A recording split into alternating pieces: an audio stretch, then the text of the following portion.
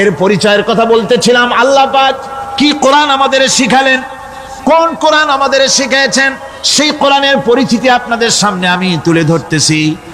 আমি নিজে না, এবার কোরআন তার পরিচয় নিজেই দেবে। কেউ যদি কোরআনের কাছে জিজ্ঞাসা করে, কোরআন তুমি কোথা থেকে নাজিল হয়েছ, কে তোমাকে নাজিল করেছে, এই প্রশ্ন যদি কেউ কোরআনের কাছে করে, কোরআন নিজেই তার জবাব দিতে পারে কিনা?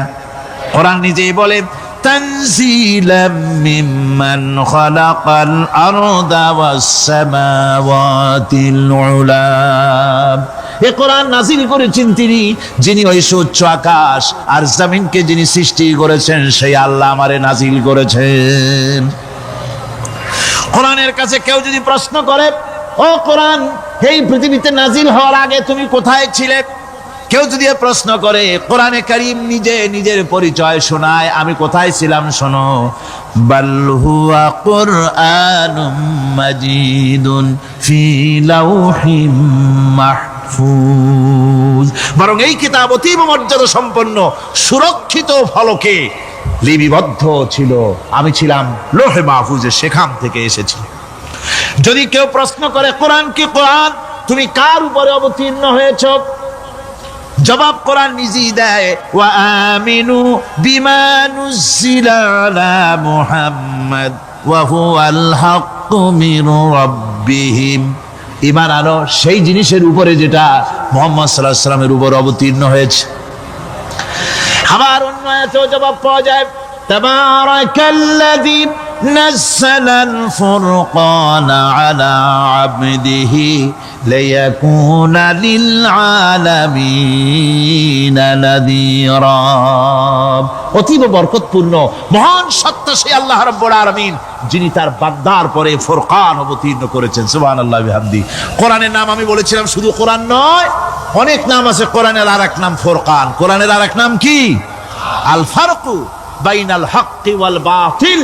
কোরআন হচ্ছে সেই মহাসত্য যা মিথ্যা এবং সত্যের মধ্যে পার্থক্য সূচিত করে, মঙ্গল এবং অমঙ্গলের মধ্যে পার্থক্য সৃষ্টি করে, যা সত্য এবং মিথ্যার মধ্যে তাফরিকা সৃষ্টি করে, সত্যকে মানুষকে বুঝিয়ে দেয়, তার নাম হচ্ছে ফুরকান। এবার যদি প্রশ্ন করা হয়, ও কোরআন, বুঝলাম তুমি লোহে মাহফুজে ছিলে, বুঝলাম তুমি নবীজির উপরে নাজিল হয়েছো, এবার বলো তুমি কোন মাসে নাজিল হয়েছো, তুমি তো আসছিলা প্রথম, কোন মাসে নাজিল হয়েছো? এ প্রশ্ন যদি কেউ করে, কোরআন তার জবাবে বলবে, শাহরু রমাদানাল্লাযী উনজিলা ফীহিল কুরআন। রমজানের পবিত্র মাসে আমি অবতীর্ণ হয়েছি। সুবহানাল্লাহ। যদি প্রশ্ন করা হয়, রমজানে তো আসছো, কিন্তু প্রথম নাজিল হয়েছিল কোন সময়, ওটা কি দিন ছিল না রাত ছিল? কোরআন তার জবাবে বলে, ইন্না আনজালনাহু ফি লাইলাতিল কদর। কদরের পবিত্র রাতে আমি এই পৃথিবীতে আমার আগমন ঘটেছিল। যদি প্রশ্ন করা হয়, বুঝলাম সবই, কেন নাজিল হয়েছে তুমি, এই পৃথিবীতে তোমার আসার উদ্দেশ্য কি, মূল কাজটা কি, এই প্রশ্ন যদি করা হয়, কোরআনে কারীম তার জবাবে বলে, শোনো কেন এসেছি। লিতুখরিজান নাসা মিনাজ যুলুমাতি ইলান নূর। আমার মিশন হচ্ছে গোটা বিশ্ব মানবতাকে পুঞ্জীভূত জমাট বাঁধা অন্ধকারের ভেতর থেকে টেনে বের করে আলোর সন্ধান দিতে, আলোর দিকে আনার জন্য আমি কোরআন নাজিল হয়েছি। গোটা পৃথিবীর মানুষ আছে অন্ধকারের ভিতরে। কিসের মধ্যে? অন্ধকার কি? অন্ধকার হচ্ছে পুঁজিবাদ, অন্ধকার সমাজতন্ত্র, অন্ধকার ধর্মনিরপেক্ষতাবাদ, অন্ধকার জাতীয়তাবাদ। মানুষের তৈরি করা যত মতবাদ সব কি? জোরে কোন, সবগুলি কি? অন্ধকার। আজকে আসার সময় দেখলাম দেওয়ালে লেখা, সমাজতন্ত্র আমরা প্রতিষ্ঠা করে ছাড়বো। চিন্তা করলাম, যারা লিখছেন তারা কি পাগল না ছাগল? কি আশ্চর্য কথা! যেই মতবাদ পৃথিবীর মাটি থেকে যে করেছে, এই মতবাদ সেই দেশের লোকেরা তাদের দেশ থেকে বিদায় করে দিল, তাদের হাতি বিদায় করে দিল, ছিন্ন ভিন্ন করে জুতার তলে শেষ করে দিল। তৈরি করা বিলিয়ন বইগুলি আগুন জ্বালিয়ে দিল। আর বাংলাদেশের কিছু ছাগল পাগল সমাজতন্ত্র এখন টিকে রাখবো, এটা মাথা খারাপ, পাগল না মাথা গোল বুঝতে পারছি না। আমার বন্ধুগণ, এগুলি সব অন্ধকার। এই অন্ধকারের ভেতর থেকে মানুষগুলিকে টেনে আনবে কোরআন কিসের দিকে? আলোর দিকে। এবার যদি প্রশ্ন করা হয়, বুঝলাম তুমি অন্ধকার থেকে আলোর দিকে নিয়ে আসবে, আলোর দিকে আসতে পরে ফায়দাটা কি হবে? মূল ফায়দাটা বুঝায় দাও, আসল ফায়দা কি হবে তোমারে যদি মানি? কোরআন তার জবাব দেয়, নিজের পরিচয় নিজে তুলে ধরে, ফামান তাবিআ হুদায়া ফালা খাউফুন আলাইহিম ওয়ালা হুম ইয়াহজানুন। এই কোরআনকে যদি মেনে চলো, এই কোরআনের আইন যদি মানো, সমাজে মানো, ব্যক্তিতে মানো, পরিবারে মানে, রাষ্ট্রে মানো, জীবনের সব ক্ষেত্রে সমস্ত জায়গায় যদি এই কোরআনকে মেনে চলো, ফালা খাউফুন আলাইহিম, তাহলে তোমাদের কোনো ভয় থাকবে না, ওয়ালা হুম ইয়াহজানুন, কোনো চিন্তাও থাকবে না। কিসের ভয় থাকবে না? কোরআনের আইন মেনে যদি চলো সমাজে ও রাষ্ট্রে, চুরির ভয়, ডাকাতির ভয়, জেনার ভয়, হত্যার ভয়, সন্ত্রাসের ভয়, কোনো ভয় থাকবে না। ওয়ালা হুম ইয়াহজানুন, চিন্তাও থাকবে না। খাওয়া পড়া, শিক্ষা, চিকিৎসা, বাসস্থান, এগুলির কোনো চিন্তা থাকবে না। কোরআনের সমাজে সব কিছুর গ্যারান্টি দেওয়া হবে, সবগুলি পেয়ে যাবে। এখন যদি আবার প্রশ্ন করা হয়, কোরআন বুঝলাম তোমারে মানলে পরে সব ফায়দা হবে, তাহলে এবার জবাব দাও, তোমার ভিতরে কি রাজনীতি আছে নাকি? আমি তো মানুষ, আমার রাজনীতি করা লাগে। ম্যান ইজ সোশ্যাল অ্যানিম্যাল, আমরা তো জঙ্গলের পশু নই, আমরা তো মানুষ। আমাদের সমাজ আছে, আমাদের পৌর নির্বাচন আছে, আমাদের জাতীয় নির্বাচন আছে, আমাদের কলকারখানা আছে, জমিন আছে, আমাদের রাজনীতি, অর্থনীতি, সমাজনীতি আছে, পারিবারিক নীতি আছে, অনেক নিয়ম মালা আছে, নিয়ম নীতি আছে। তোমারে মানলে তোমার ভিতরে কি ওগুলো আছে নাকি সে কথা বলো।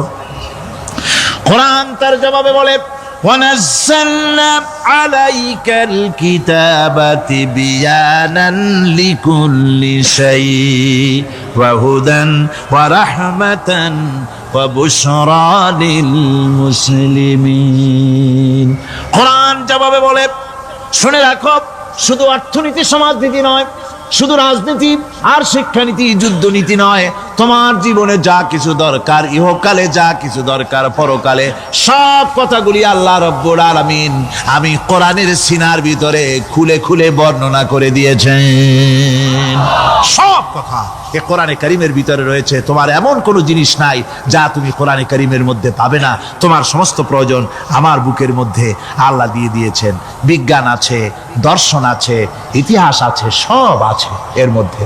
তবে কোরআনের মধ্যে বিজ্ঞান আছে বলে আমি এটাকে বিজ্ঞানের কিতাব বলবো না, দর্শন আছে বলে দর্শনের কিতাব আমি বলবো না, রাজনীতি আছে বলে কোরআনকে আমি রাজনীতির কোনো কিতাব বলবো না। কোরআন তাহলে কি? কোরআন হচ্ছে অর্থনীতি, সমাজনীতি, রাজনীতি, পারিবারিক নীতি, মানুষের জীবনের যা কিছু প্রয়োজন, সমস্ত নীতি মালার নীতি গ্রন্থের নাম হতেছে কোরআনে কারীম। সমস্ত নীতিমালার নীতি গ্রন্থ কোরআন। এখানে রয়েছে সব কিছুর উৎস, যেটা গ্রহণ করলে পরে মানুষ আরামে থাকতে পারবে। অমুসলিম নাগরিক বৃন্দ তাদের নাগরিক মর্যাদা পাবে। মুসলমান, কৃষক, নারী, চিকিৎসা, কৃষিবিদ, সাধারণ মানুষ, রং, বর্ণ, ভাষা নির্বিশেষে গোটা মানব সভ্যতা আরামে বাস করতে পারবে। পশু পাখিও আরামে থাকবে, গাছপালাও আরামে থাকবে, যেহেতু নির্দেশ হয়েছে বিনা প্রয়োজনে গাছের পাতাটিও ছিল না। ইসলামের সমাজ যদি চালু হয়, গাছেরাও আরাম পাবে, পাহাড়ও আরাম পাবে। চট্টগ্রামের লোকেরা যেভাবে পাহাড় কাটা আরম্ভ করেছে, এটা বড় দুঃখজনক। জুমলায় মোতারেজা একটা বলে দিলাম, অপ্রাসঙ্গিক হলেও জরুরি কথা। আপনারা পাহাড় কাটতেছেন না, আপনাদের নিজেদের পায়ে নিজেরা কুড়াল মারতেছেন। খবরদার পাহাড় কাটবেন না। আল্লাহর প্রকৃতির ভারসাম্য আপনারা নষ্ট করছেন বলে ওজোন স্তরে ফাটল ধরেছে। তা রিপেয়ার করার জন্য আজকে বিশ্বের সব বিজ্ঞানীরা হতাশ হয়ে গিয়েছে, পাগল হয়ে গেছে। কেমনে এই ওজোন স্তরের ফাটলকে রিপেয়ার করব? ওজোন স্তরটা কি? ওজোন স্তর হচ্ছে, সুবহানাল্লাহ, আল্লাহর যে কত দয়া। সূর্য, সেই সূর্যের রয়েছে আলট্রা ভায়োলেট রে, যাকে বাংলায় বলা হয় অতি বেগুনি রশ্মি, যে রশ্মিটা সৃষ্টি জগতে যদি আসে আর তা যদি কোনো প্রাণীর শরীরকে টাচ করে, তাহলে সমস্ত প্রাণী ক্যান্সার হয়ে, এক্সিমা হয়ে, বিখাউজ হয়ে, অ্যাজমা হয়ে সমস্ত প্রাণী মরে যাবে, কেউ বাঁচবে না। মারাত্মক রশ্মি। সেই রশ্মিটা যাতে সৃষ্টি জগৎকে টাচ করতে না পারে, সেজন্য আল্লাহ পাক একটা ওজোন স্তর তৈরি করেছেন। ওখানে এসে ওটা বাধাপ্রাপ্ত হয়, পৃথিবীর মাটিতে আসে না। যা কিছু পৃথিবীর মানুষের জন্য, পৃথিবীর জন্য কল্যাণকর, সেগুলি সূর্য থেকে আসতে থাকে। সুবহানাল্লাহ ওয়া বিহামদিহি। যেটা ক্ষতিকর সেটা আল্লাহ পাক আটকায় রাখেন। এখন সেই ওজোন স্তরে ফাটল ধরলো। কেমনে ফাটল ধরলো? ফাটল আপনি আমি ধরাইছি। আপনি বলবেন যেটা কেমন কথা, আমি তো ওইখানে যাই নাই, আমি ফাটল ধরাইলাম কেমনে? ওই যে সেই আপনার প্রাইমারি স্কুলে ভিজিট করতে গিয়েছিলেন ইন্সপেক্টর, তারপরে প্রাইমারি না হাই স্কুল ভিজিট করতে গেছে, যায়া জিজ্ঞেস করছে ছেলেরা কি পড়ছো? বল ইতিহাস। ঠিক আছে, ইতিহাস থেকেই প্রশ্ন করব। বলো তো চীনের প্রাচীর কে ভেঙেছে? ছেলেরা জবাব দিচ্ছে না। তুমি বলো, তুমি বলো। কেউ বলছে না। বেঞ্চের কোনা যে ছেলেটি, সে বলছে সর্বনাশ, কেউ যখন স্বীকার করে না, এটা তো আমার মাথায় আসবে। সব শেষ ইন্সপেক্টর তাকে বলছে তুমি বলো তো কে ভেঙেছে চীনের প্রাচীর? কয় স্যার, গ্রামে আমার দুষ্টমির যথেষ্ট বদনাম আছে, কিন্তু চীনের প্রাচীর ভাঙার মতো দুষ্কর্ম আমি করি নাই। ইন্সপেক্টর খুব রেগে গেলেন, মাস্টারের দিকে তাকালেন, এই বুঝি আপনার ইতিহাস পড়ানো? মাস্টার ইন্সপেক্টরের বিরক্তি ভরা মুখ দেখে বলছেন, স্যার রাগ করবেন না, এসব ছাত্র তো আমার, ওদের অবস্থা তো আমি জানি। আপনি আসছেন ঢাকা থেকে, আপনি জানবেন কি? আমি হলপ করে বলতে পারি আমার ক্লাসের কোন ছাত্র চীনের প্রাচীর ভাঙে নাই।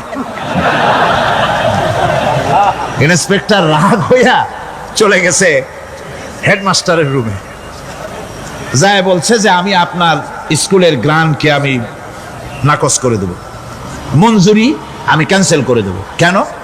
এই অবস্থা।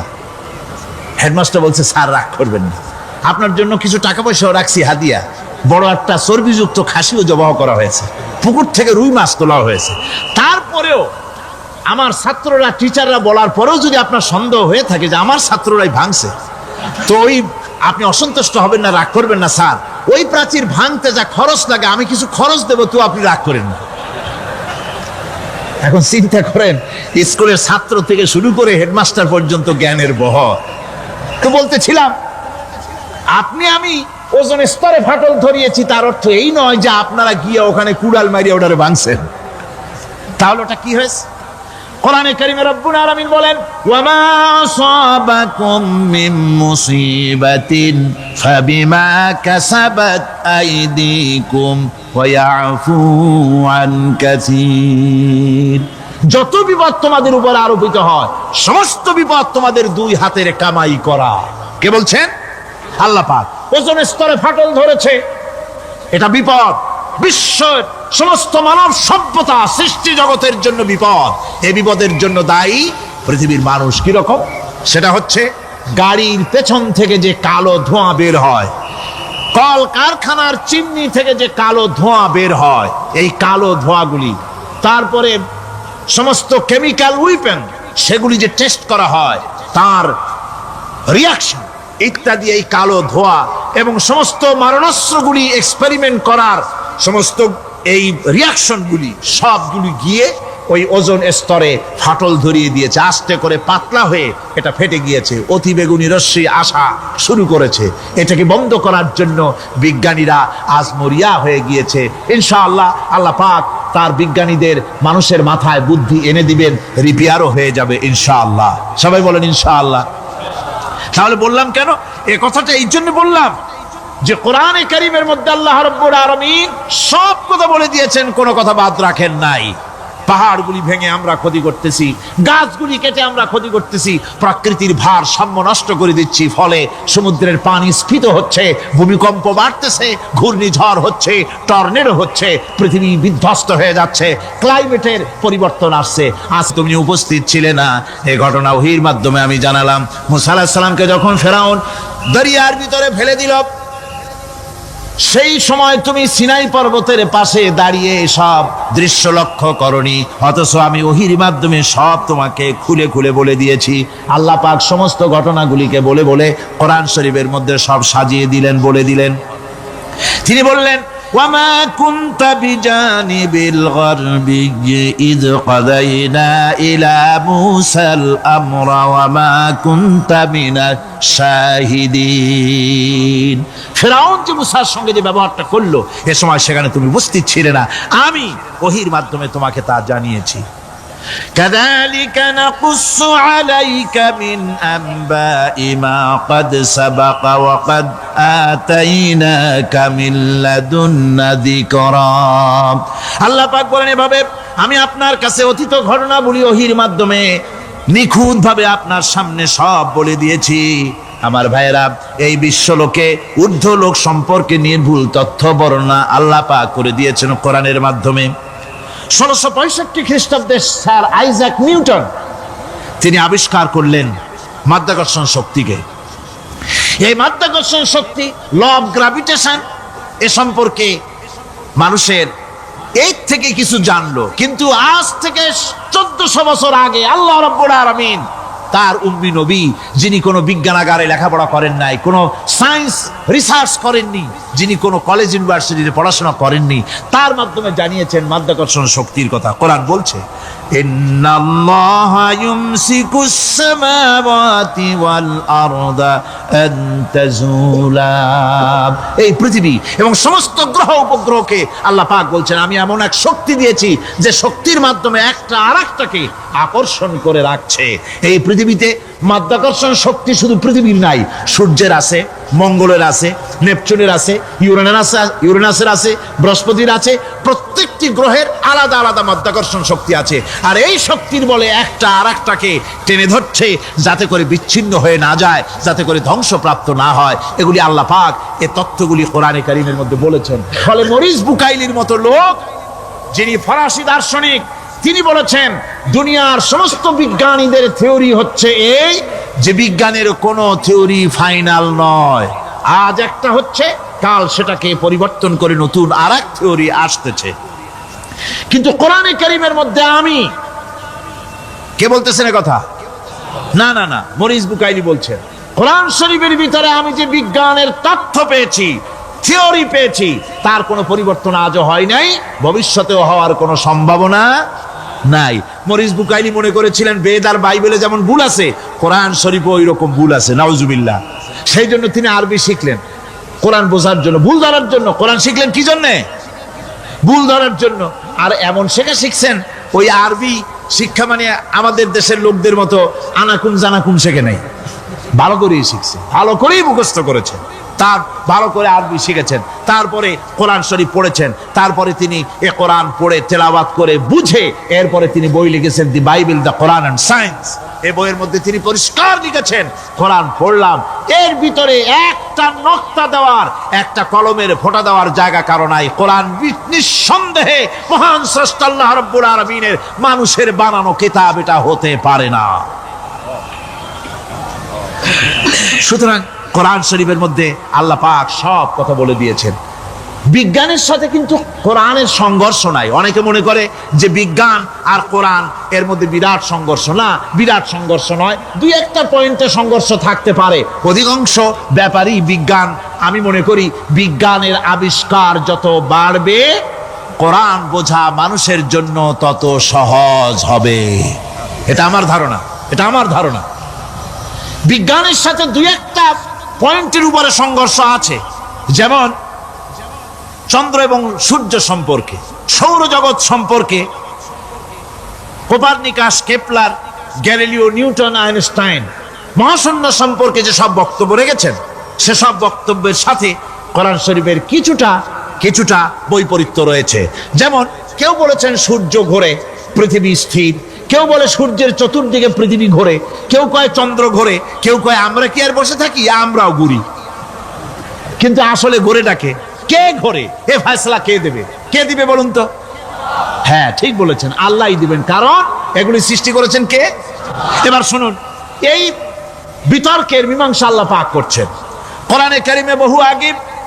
গ্যালিলিও, কেপলার, কোপারনিকাস, এদের বলার অনেক আগে বিশ্বনবী জনাবে মুহাম্মদ রাসূলুল্লাহ সাল্লাল্লাহু আলাইহি ওয়াসাল্লাম তিনি বলে দিয়েছেন, আল্লাহর কথা তিনি বলেছেন, লাশ-শামসু ইয়ানবাগী লাহা আন তুদরিকাল কামারা ওয়ালাল লাইলু সাবিকুন নাহার ওয়া কুল্লুন ফি ফালাকিন ইয়াসবাহুন।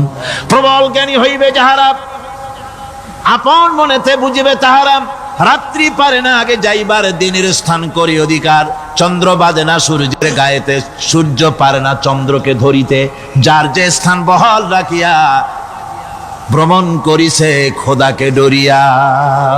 আল্লাহ রাব্বুল আলামিনকে ভয় করে সব ঘুরছে, চাঁদও ঘোরে, সূর্য ঘোরে, মঙ্গল ঘোরে, ইউরেনাস ঘোরে, বৃহস্পতি ঘোরে, পৃথিবীও ঘোরে, সব ঘুরছে তো ঘুরছেই, বন বন করে ঘুরছে একটা নির্দিষ্ট কক্ষপথে, আপন আপন কক্ষপথে ঘুরছে, যার ফলে অ্যাক্সিডেন্ট হয় না। সুবহানাল্লাহ, জোরে বলেন সুবহানাল্লাহ।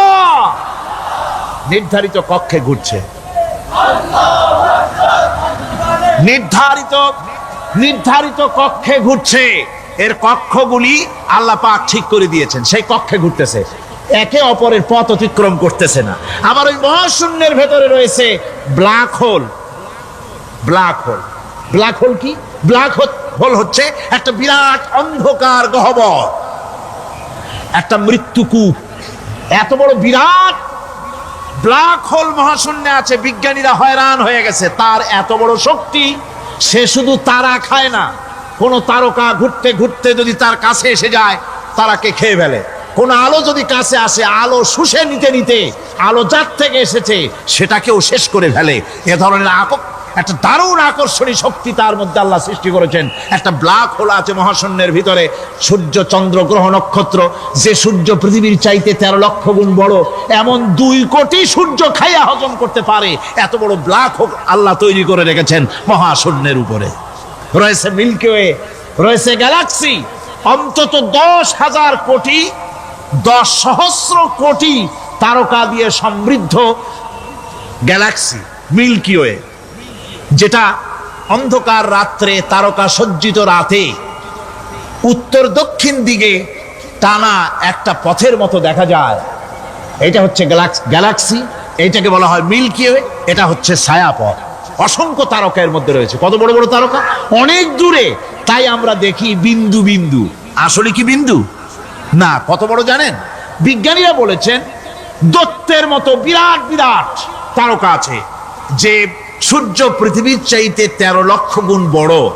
এরকমের সূর্যের অন্তত 3 কোটি সূর্য খাইয়া হজম করতে পারে এরকম অসংখ্য তারকা মিল্কি ওয়ের ভিতরে আল্লাহ সৃষ্টি করেছেন। সুবহানাল্লাহ বিহামদিহি, সুবহান।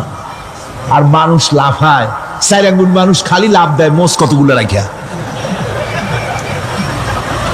কোন আনন্দে লাফা, কি শক্তি তোমার! মহাশূন্যের তুলনায় এই পৃথিবীর অবস্থান কি জানেন? এই জন্য যত বেশি পড়াশোনা করবেন মাথা নত হয়ে যাবে। কমিউনিস্ট হয় ছাগলেরা, বুদ্ধিমান কোনোদিন কমিউনিস্ট হয় না। কারা কমিউনিস্ট হয়? ছাগলগুলি, যাদের আকল নাই, যাদের জ্ঞান নাই, বুদ্ধি নাই, ওরাই কমিউনিস্ট হয়। কোন চিন্তাবিদ, কোন বিজ্ঞানী কমিউনিস্ট হয় না। মাথা নত হয়ে যায়, আল্লাহর এই সৃষ্টি দেখে পাগল হয়ে যায়। নিঃসন্দেহে আল্লাহ আছেন, নইলে পরে এগুলি হয় কি করে? আমি চিন্তা করে পাই না কমিউনিস্ট হয় কেমন, কতখানি পাগল হইলে হয়। ছোট্ট একটা রুমাল দেখলে মনে করি কোন তাঁতি এটারে বানাইছে। একটা এই কি জানি কয় মাইক দেখলে মনে করি কেউ এটাকে বানাইছে। টেবিল দেখলে মনে করি কেউ বানাইছে। ফ্রিজ দেখলে মনে করি বানাইছে কেউ। একটা সুই দেখলে মনে করি কেউ এটাকে বানাইছে। আর এই বিশাল পৃথিবী, ওই বিশাল আকাশ, কমিউনিস্টরা কয় এমনি এমনি হয়েছে। কয় বোতল খায় দৈনিক আল্লাহ যায়। আমার বন্ধুগণ, মাথা নত হয়ে আসবে চিন্তা করলে কি বিশাল সৃষ্টি আল্লাহ পাকের। এই ছায়াপথ, এই গ্যালাক্সি, এর তুলনায় পৃথিবীর অবস্থান কোথায়? পৃথিবীর অবস্থানটা হচ্ছে, আমার হাতে এটা একটু কলম, এই কলমটা কাগজের উপরে আমি যদি এই নিপটা রাখি, কাগজের ভিতরে নিপে যতটুকুন জায়গা টাচ করবে, মহাশূন্য গ্যালাক্সি মিল্কি ওয়ে আল্লাহর ওই মহাশূন্যের তুলনায় পৃথিবীর অবস্থান একটা কলমের নিপে যতটুকুন জায়গা নেয় এর থেকে বেশি নয়। এই যদি হয় পৃথিবী, তাহলে সেই পৃথিবীর মানুষ আপনি কতটুকুন? সলিমুদ্দি বসিরুদ্দি খালি লাফা। আমার বন্ধুগণ, লাভ কি? লাভের চোটে বলে হ্যান করেঙ্গে ত্যান করেঙ্গে, লাঠি কে আন্দার মুগুর ভরেঙ্গে। কয়েকদিন পর শোনা যায় শীত হয়ে পড়ছে, কিছু নাই। সুতরাং আল্লাহ পাকের অসীম সৃষ্টি জগৎ, এর সঙ্গে বিজ্ঞানের সংঘর্ষ কম, দুই একটা পয়েন্টে আছে। বাকি সবগুলিতে বিজ্ঞানের আবিষ্কার যত বাড়তেছে, আল্লাহরে চেনা, সৃষ্টি জগৎকে জানা মানুষের জন্য তত সহজ হচ্ছে। এই কথাগুলি আমি সামনের দিকে আরো বলবো ইনশাআল্লাহ। সবাই বলেন ইনশাআল্লাহ, যাতে আমাদের বুঝে আসে। আর রহমান আল্লামাল কোরআন, কোরআন শিখিয়েছেন আমাদেরকে রহমান, এমন নিয়ামত দিয়েছেন যার মধ্যে সব আছে।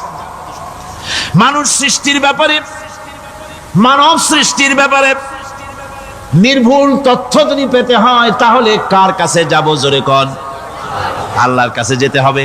আর আল্লাহর কাছে না যাইয়া মানব সৃষ্টির রহস্য যদি জানতে যাই ডারউইনের কাছে, তাহলে আপনার মামু হবে সুন্দরবনের বান্দরেরা। ঠিক কিনা?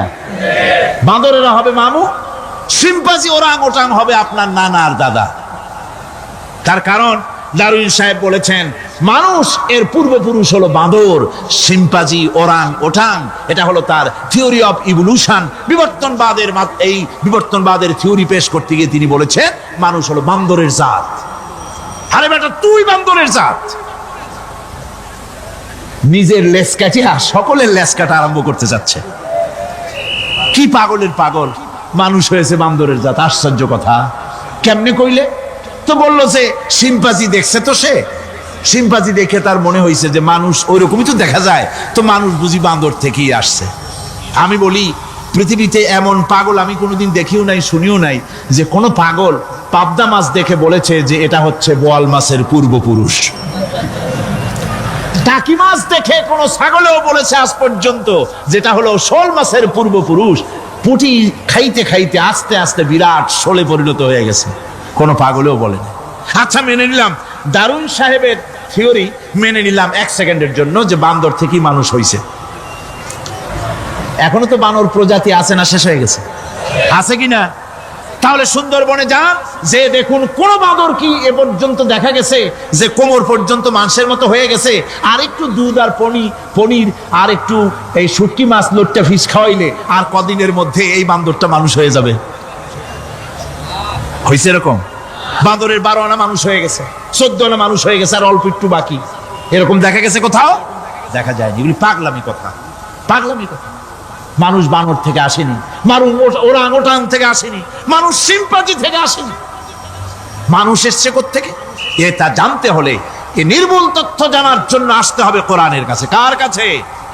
আল্লাহ রাব্বুল আলামিন তার হাবিবের মুখ থেকে মানব সৃষ্টি রহস্য তিনি উদ্ঘাটন করে দিয়েছেন। তিনি বলেছেন, দুনিয়াবাসীকে শুনিয়েছেন, ফালয়ানজুরিল ইনসানু মিম্মা খুলিক খুলিকা মিম্মা ইন দাফিকিন ইয়াখরুজু মিন বাইনিস সুলবি ওয়াত তারাইব। আল্লাহ পাক বলেন, মানুষ কি তার সৃষ্টি রহস্য দেখে না? কেমনে তাকে আমি সৃষ্টি করেছি? মায়ের বক্ষ পিঞ্জর থেকে, বাপের পৃষ্ঠ থেকে সবেগে নির্গত এক ফোঁটা নাপাক পানি দিয়ে আমি আল্লাহ মানুষকে সৃষ্টি করেছি। বান্দর থেকে নয়, ওরাংওটাং থেকে নয়, শিম্পাঞ্জি থেকে নয়। মানুষের অরিজিন মানুষ। আদম থেকে তোমরা জন্মগ্রহণ করেছো, আদম এসেছে মাটি থেকে, তোমরা এসেছো আদম থেকে। সুবহানাল্লাহি ওয়া বিহামদি। এটাই হলো মানব সৃষ্টি রহস্যের কথা আল্লাহ পাক বলে দিয়েছেন। অন্যত্র আল্লাহ বলেন, ইন্না খালাকনাকুম মিন তুরাবিন সুম্মা মিন নুতফাতিন সুম্মা মিন আলাকাতিন সুম্মা মিন মুদগাহ। নিষ্প্রাণ মাটি থেকে তোমার উৎপত্তি হয়েছে, আর এই নিষ্প্রাণ মাটি দিয়ে তোমাকে তৈরি করা হয়েছে। এগুলি মাতৃগর্ভের ভিতরে গিয়া নাপাক পানি ফোঁটা জমাট রক্ত হয়েছে, গোশত হয়েছে, তারপরে মানুষের আকৃতি দিয়েছি, আর এরপরে বাচ্চার আকারে মায়ের পেট থেকে আমি আল্লাহ মানুষ করে তোমাকে বের করেছি। সুতরাং মানব সৃষ্টি রহস্যের কথা বিজ্ঞানের সাথে যেটা সাংঘর্ষিক হবে কোরআনের সাথে, আমরা সেটা মানতে পারি না। আমাদেরকে মানতে হবে মূল জ্ঞানের কিতাবটা। মূল জ্ঞানের কিতাব কোনটা? জোরে কম তো কোনটা? কোরআন। এখানে সব কথা আল্লামাল কোরআন। কোরআন শিখিয়ে মানুষকে আল্লাহ পাক সবচাইতে বড় দয়া করেছেন, এর থেকে বড় দয়ার হয় না। কোরআন শিখিয়েছেন আমাদের, যার মধ্যে সমস্ত তথ্যের কথা আল্লাহ পাক বলেছেন। The universe and doctor Einstein বইয়ের ভিতরে লেখা হয়েছে যে একদিন এমন হবে যখন ধীরে ধীরে সূর্য তার আরো হারিয়ে ফেলবে, চন্দ্র নিষ্প্রভ হয়ে যাবে, আর পৃথিবী আস্তে আস্তে তার গতি হারিয়ে ফেলবে। একথা আজকের বিজ্ঞানীরা অথবা আজ থেকে কয়েক বছর আগের বিজ্ঞানীরা একথা বলছেন। কিন্তু রাসূল করিম সাল্লাল্লাহু আলাইহি ওয়াসাল্লামের মুখ থেকে আজ থেকে 1400 বছর আগে, যিনি বিজ্ঞানাগারে মোটেও পড়াশোনা করেননি, লিখতে জানেন না, পড়তে জানেন না, সই করতে জানেন না, বিজ্ঞান আসছে কথা বলছে, সেই কথা 1400 বছর 1500 বছর আগে রাসূল করিমের মুখ থেকে আল্লাহ পাক বলছেন। পেতে পারবো কোরআনে কারীম সমস্ত বিজ্ঞানের উৎস, দর্শনের উৎস। এইটা না জানলে কিছুই জানা হয় না, এটা জানা হলে সব জানা হয়। পণ্ডিত আপনার ডক্টর শহীদুল্লাহ, আল্লাহ জান্নাত নসিব করুন, সবাই বলুন আমিন। তিনি বলতেন, বড় বড় সেমিনারে গিয়ে বলতেন তিনি, যে আপনারা যারা বক্তব্য রাখতে এসেছেন, জনগণকে বলছি না, যারা বক্তব্য রাখতে এসেছেন, এমএ পাস করেছেন, ডিগ্রি করেছেন, পিএইচডি করেছেন, এভারসিএস করেছেন, বহু কিছু ডিগ্রি আপনারা লাভ করেছেন, নামের আগে 6 হাত লম্বা ডিগ্রি আপনারা লাগাইছেন, আপনারা পণ্ডিত ঠিকই, কিন্তু এই কোরআন শরীফের জ্ঞান যদি আপনাদের না থাকে, আপনারা পণ্ডিত, তবে আপনারা মূর্খ পণ্ডিত। কি পণ্ডিত? কি পণ্ডিত? মূর্খ পণ্ডিত। ওরা বলে যে মৌলবীরা জানে কি, মৌলবীরা জানে কি? আরে ভাই, মৌলবীদের কাছে তো আসল জ্ঞান আছে, সুবহানাল্লাহ ওয়া বিহামদিহি, এখানে সবটা আছে। আপনারা এখানে আসেন, এটা বিশ্বাস করলে আপনি সবটা পেয়ে যাবেন। কোরআন বিশ্বাস করতে পারলে, কোরআন জানতে পারলে আপনি সব জানবেন। কোরআনে কারীমের মধ্যে আল্লাহ পাক কত কথা বলেছেন, এর মধ্যে আছে আল্লাহ পাক বলেছেন, আফালা ইয়ানজুরুনা ইলাল ইবিলি কাইফা খুলিকাত। এই যে আমি উটগুলোরে বানাইছি, কেমনে বানাইলাম তোমরা কি দেখছো? উট কেমনে বানিয়েছি? মুফাসসিরিনে কেরাম এর উপরে অনেক আলোচনা করেছেন। তারা বলেছেন যে উট মরুভূমির জাহাজ, তারপরে উটের পিঠে একটা চুট আছে, কোন উটের পিঠে 2টা চুট আছে, মাঝখানে বসে একটারে হেলান দিয়ে আর একটা ধরে বসা যায়। আমি দেখছি 2টা চুটওয়ালা উট, আফ্রিকান উট আমি দেখেছি, যে চুট সুবহানাল্লাহ, দেখলে অবাক হয়ে যেতে হয় যে আল্লাহর কি কুদরত। উটের পৃষ্ঠে 2টা চুট, মাঝখানে আপনি বসবেন, পিছনেরটা একটা সোফা সেটের মতো, পিছনে হেলান দিলেন, আর সামনে যখন সে মরাল সম চড়াই উত্তরাই পথ দিয়ে নামা ওঠা করবে, তখন আপনি যেন পড়ে না যান, সেজন্য সামনেরটা বুকের সাথে জড়ায় ধরবেন। এরপরে কি সৃষ্টি আল্লাহর, সুবহানাল্লাহ ওয়া বিহামদিহি। জিরাফগুলি দেখুন, জিরাফগুলি তার মাথা কত বড় উঁচা। লন্ডন জুতে জিরাফ দেখলাম, সে জিরাফের দেহ থেকে তার মাথাটা 22 ফিট উঁচা। মানে সে যদি নিচে দাঁড়ায়, 3 তলা বিল্ডিং এর ছাদের উপরে নাস্তা দিলে তো নিচে দাঁড়ায় খাইতে পারে, এই অবস্থা। সেই জিরাফে পানি খাবে কেমনে? মাথা হলো অত উঁচায়, পিছনের ঠ্যাং 2টা খাটো, সামনের ঠ্যাং 2টো উঁচা, এখন পানি খাবে কেমনে? ওই মাথা নামাইতে গেলে ঠ্যাং তো অনেক উঁচা। আল্লাহ পাক এমন সুন্দর ব্যবস্থা করলেন, সামনের 2টা ঠ্যাং এভাবে সরায় দেওয়ার মতো। ও যখনই পানি খায় দেখলাম 2টা ঠ্যাং অনেক ছেড়ায় দেয়, 2 দিকে ঠ্যাং চলে যায়, তখন মাথাটা সহজে নিচে নামায় আসে, পানি খাইতে পারে। এই সুযোগগুলি আল্লাহ সুবহানাহু ওয়া তাআলা তিনি করে দিয়েছেন। ওমা কুন্না আনিল খালকি গাফিলিন, আমি আমার সৃষ্টি জগৎ সম্পর্কে অমনোযোগী নই। সুবহানাল্লাহ ওয়া বিহামদিহি। ভল্লুকগুলি কি বিরাট বিরাট একটা ভল্লুক, শ্বেত ভল্লুক দেখেছি, কৃষ্ণ ভল্লুক দেখেছি, হাঁটতেছে মনে হয় যেন পায়ের তলায় হাফসুল করা, ঠিক জুতা পায়ের তলাটা যেমন দেখা যায় ওই রকমের তলাটা, গায়ে একেবারে পশম। ওই বরফের দেশে থাকতো, সে শীত কষ্ট না পায়, সেই জন্য আল্লাহ একটা কম্বল ওর গায়ে জড়ায় দিয়েছে, অটোমেটিক কম্বল। সুবহানাল্লাহ ওয়া বিহামদিহি। তো উট, আল্লাহ বলছেন উট কেমনে বানাইছি দেখছো? আফালা ইয়ানজুরুনা ইলাল ইবিলি কাইফা খুলিকাত, উট বানালাম কেমনে দেখেছিস? মানুষ অবাক হলো, আল্লাহ এত কথা থুইয়া উটের কথা বলছেন, কারণ নানান রকম মানুষ বলল। শেষ পর্যন্ত প্রাণীতত্ত্ববিদরা তারা আবিষ্কার করলেন মূল কারণটি। মূল কারণটি, অনেক কারণ আছে আল্লাহ পাকে কথা বলার। উট তো মরুভূমির জাহাজ, তারপরে উট মানুষের অনেক উপকারে আসে, এ কথা বলা হয়েছে।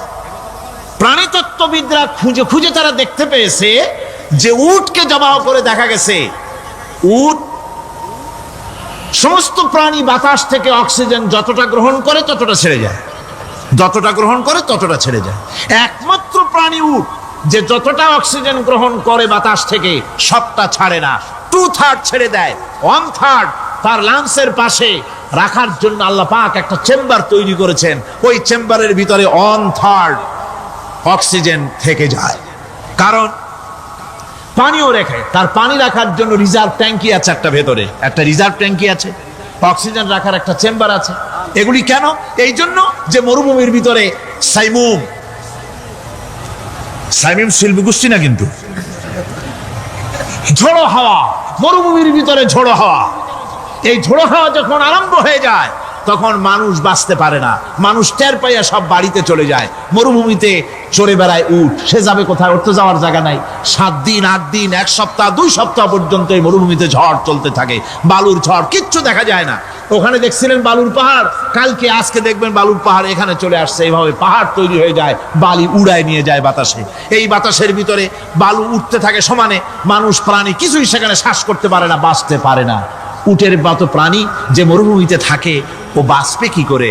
আল্লাহ সুবহানাহু ওয়া তাআলা ওর লাংসের পাশে অক্সিজেন রাখার চেম্বার করে পানির ট্যাঙ্কি তৈরি করে দিয়ে রেখে এমন কায়দা করেছেন, ও যখনই টের পায় যে ঝড় শুরু হবে, সাথে সাথে ঠ্যাং দিয়া মুখ দিয়া গর্ত করে বালুর ভিতরে মাথা ঢুকাইয়া 1 সপ্তাহ 2 সপ্তাহ থাকতে পারবে মাটির তলে, অক্সিজেনের অভাব হবে না। দেখো নাকি কিভাবে সৃষ্টি করেছি আমি এই সুন্দর উটকে, একবার দেখো, আর শুকরিয়া তোমার মাথা নত হবে। যত বড় কমিউনিস্ট হও, আল্লাহর জন্য সেজদা দিতে বাধ্য হবে যদি তোমার ঈমান এতটুকুনো থাকে।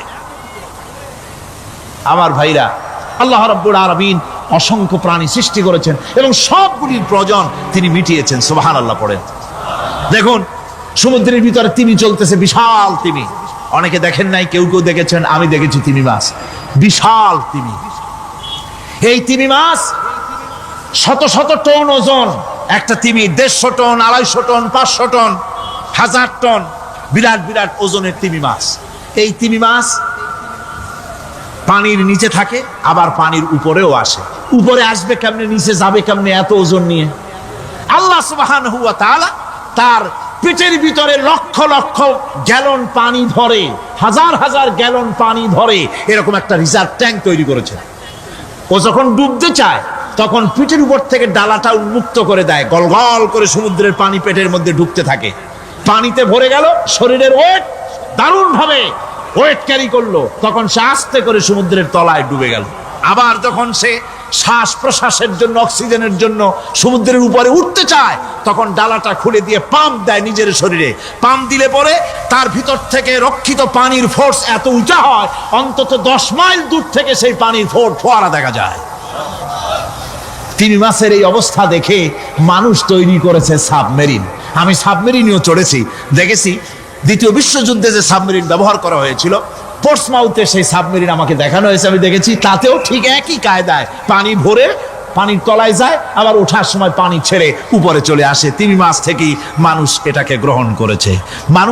মানুষের শিক্ষার জন্য অগণিত প্রাণী আল্লাহ সৃষ্টি করেছেন বিজ্ঞানের সাথে, তাই কোরআনের সংঘর্ষ নাই। বিজ্ঞান মানুষকে যত বেশি আবিষ্কার করবে, বিজ্ঞান কোরআন বোঝা মানুষের জন্য তত সহজ হবে। আর আপনারা যত জ্ঞানী হবেন, কোরআন যত পড়বেন, মাথা তত নত হবে। তুলা গাছের ফল যত পাকে তত গাছ কি হয়, ডালগুলো কি হয়, উপরে উঠে যায়। বোঝেন না কেন? তুলা গাছ নাই আপনাদের দেশে? তুলারে কি কয় চট্টগ্রামে? তুলা গাছরে কি কয়? তুলা গাছ। তুলা গাছের ফল যত পাকে তত গাছের ডাল কি হয়, যখন কাঁচা থাকে তখন নিচে থাকে, ডাল ঝুঁকে পড়ে, আর পাকলে পরে উপরে উঠে যায়। আর আম গাছের ফল যত পাকে তত ডাল কোথায় যায়? নিচে যায়। যারা মানুষের তৈরি করা এই সমস্ত জ্ঞানে যারা সমৃদ্ধ হয়, তারা ওই তুলা গাছের মতো আস্তে করে যতই জ্ঞানে বৃদ্ধ হয় ততই ডাল উপরের দিকে যায়, জ্ঞান তত হালকা হয়। আর কোরআন আমের মতো, কাঁঠালের মতো, মানুষের উপকারী এমন এক ফলের মতো, যত পাকে, যত পড়ে, জ্ঞান যত সমৃদ্ধ হয়, ততই আল্লাহর সামনে মাথা নত হয়ে যায়। একটা রমজান মাস আল্লাহ দিলেন। নবীজি বলেছেন রমজান মুবারকের মাস আসার সঙ্গে সঙ্গে আল্লাহ রাব্বুল আলামিন তিনি জান্নাতের সমস্ত দরজাগুলি খুলে দেন, আর জাহান্নামের সব দরজাগুলি আল্লাহ রাব্বুল আলামিন বন্ধ করে দেন। সুবহানাল্লাহ। আর শয়তানকে শৃঙ্খল দিয়ে বেঁধে ফেলা হয়, শিকল দিয়ে শয়তানের বান্দা হয়ে যায়। এই হাদিসটা যখনই শোনাই বিভিন্ন জায়গায় লোকেরা বিভিন্ন জায়গায় প্রশ্ন করে, হুজুর কোন তো যে শয়তানরে বাঁধিয়ে হয়, কিন্তু রমজান মাস তো লোকেরা মদ খায়, মিথ্যা কথা কয়, তাহলে শয়তান বান্দা থাকলো কেমনে? আমি বলি দেখেন, এরও ব্যাখ্যা আছে। এর ব্যাখ্যা হলো এই, কোন কোন ঘড়ি আছে একবার চাবি দিলে 6 মাস চলে, আর একবার চাবি দিলে 2 বছর চলে, আবার চাবি দিলে লাইফ চলে যায়, এরকমের ঘড়িও আছে। কোন কোন মানুষের শয়তানে এমন চাবি দিছে যে চাবিতে 6 মাস চলে, কোনটায় 10 মাস চলে, কোনটায় বছর চলে। রোজার মাসেও যারা গুনাহ করে শয়তানে এমন চাবি দিছে যে রোজার মাসেও বন্ধ হচ্ছে না। এরা শয়তানের খপ্পরে পড়ে গেছে। আল্লাহ এই চাবি থেকে মুসলমানদেরকে হেফাজত করুন, বলি আমিন। জোরে বলেন আমিন। শয়তান থেকে পানাহ কেউ দিতে পারে না, কোন গভর্নমেন্ট পারবে না। ব্রিটিশ গভর্নমেন্ট পারবে নাকি? American government? কেউ পারবে না। শয়তান থেকে পানাহ দিতে পারে কেবলমাত্র কে? ওই আল্লাহ রাব্বুল আলামিন আমাদেরকে শিখায় দিয়েছেন, শয়তানের ওয়াসওয়াসা থেকে আমার কাছে পানাহ চাও। আউযু বিল্লাহি মিনাশ শাইতানির রাজিম।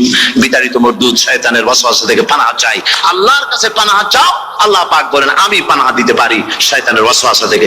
শয়তান থেকে আশ্রয় একমাত্র সিকিউরড, নিরাপত্তা পেয়েছেন আল্লাহর পয়গম্বরেরা। সুবহানাল্লাহ। আম্বিয়া আলাইহিমুস সালাম তারা আল্লাহ কর্তৃক নিয়ন্ত্রিত, শয়তানের ক্ষমতা নাই পয়গম্বরদের কাছে যাওয়া। চতুর সীমানার ভেতরে শয়তান প্রবেশ করে কোন নবীকে ওয়াসওয়াসা দিতে পারবে না, বলি সুবহানাল্লাহ। এই জন্য শয়তান থেকে বেঁচে যাওয়া, শয়তানের ওয়াসওয়াসা থেকে বাঁচা খুবই কঠিন। সেই জন্য আল্লাহ পাক বলছে শয়তানকে বেঁধে রাখা হয়, জান্নাতের সমস্ত দরজা খোলা, জাহান্নামের সমস্ত দরজা বন্ধ হয়ে যায়। এই নিয়ামতের মাস আমাদের সামনে। প্রত্যেকটি যখন কোন ওয়ার্কশপ হয়, তো ওয়ার্কশপের জন্য এক একটা কি বলে সিলেবাস থাকে। রমজান মুবারক একটা ওয়ার্কশপ। এই ওয়ার্কশপের মধ্যে একটা সিলেবাস আছে, সেই সিলেবাসের নাম হচ্ছে কোরআন। কোরআন কোরআন কোরআন নাজিলের মাসে আমরা কি কোরআন তেলাওয়াত করি? বলেন। রোজা হচ্ছে, হাদিস শরীফের মধ্যে বলা হয়েছে আস-সাওমু জুন্নাহ, রোজা হচ্ছে ঢাল। রোজা কি কন্ত? ঢাল বোঝেন তো? ঢাল কি? প্রোটেক্টর। আপনি যাদের ময়দানে, যুদ্ধের ময়দানে নিরাপত্তার জন্য বাইরের থেকে আক্রমণকে ভিড়াবার জন্য কি ব্যবহার করেন? ঢাল ব্যবহার করেন। রোজা হচ্ছে ঢাল, শয়তানের সমস্ত আক্রমণ থেকে বাঁচার জন্য রোজা হচ্ছে ঢাল। রোজার দিনে কেউ যদি আপনার সাথে ঝগড়া করে, তাহলে রাসূল বলেছেন তুমি বলো, তুমি ঝগড়ায় প্রবৃত্ত হবে না। তোমার সাথে যদি কেউ ঝগড়া করে, তুমি বলবে ইন্নী সাইম, আমি রোজাদার। আমি তোমার মতো ঝগড়া করতে আমিও পারি, আমি তোমার মতো গালাগালি দিতে পারি, কিন্তু আমি দেব না, ঝগড়াও করব না, গালিও দেব না, মারামারিও করব না, কারণ আমি রোজাদার। সুবহানাল্লাহ।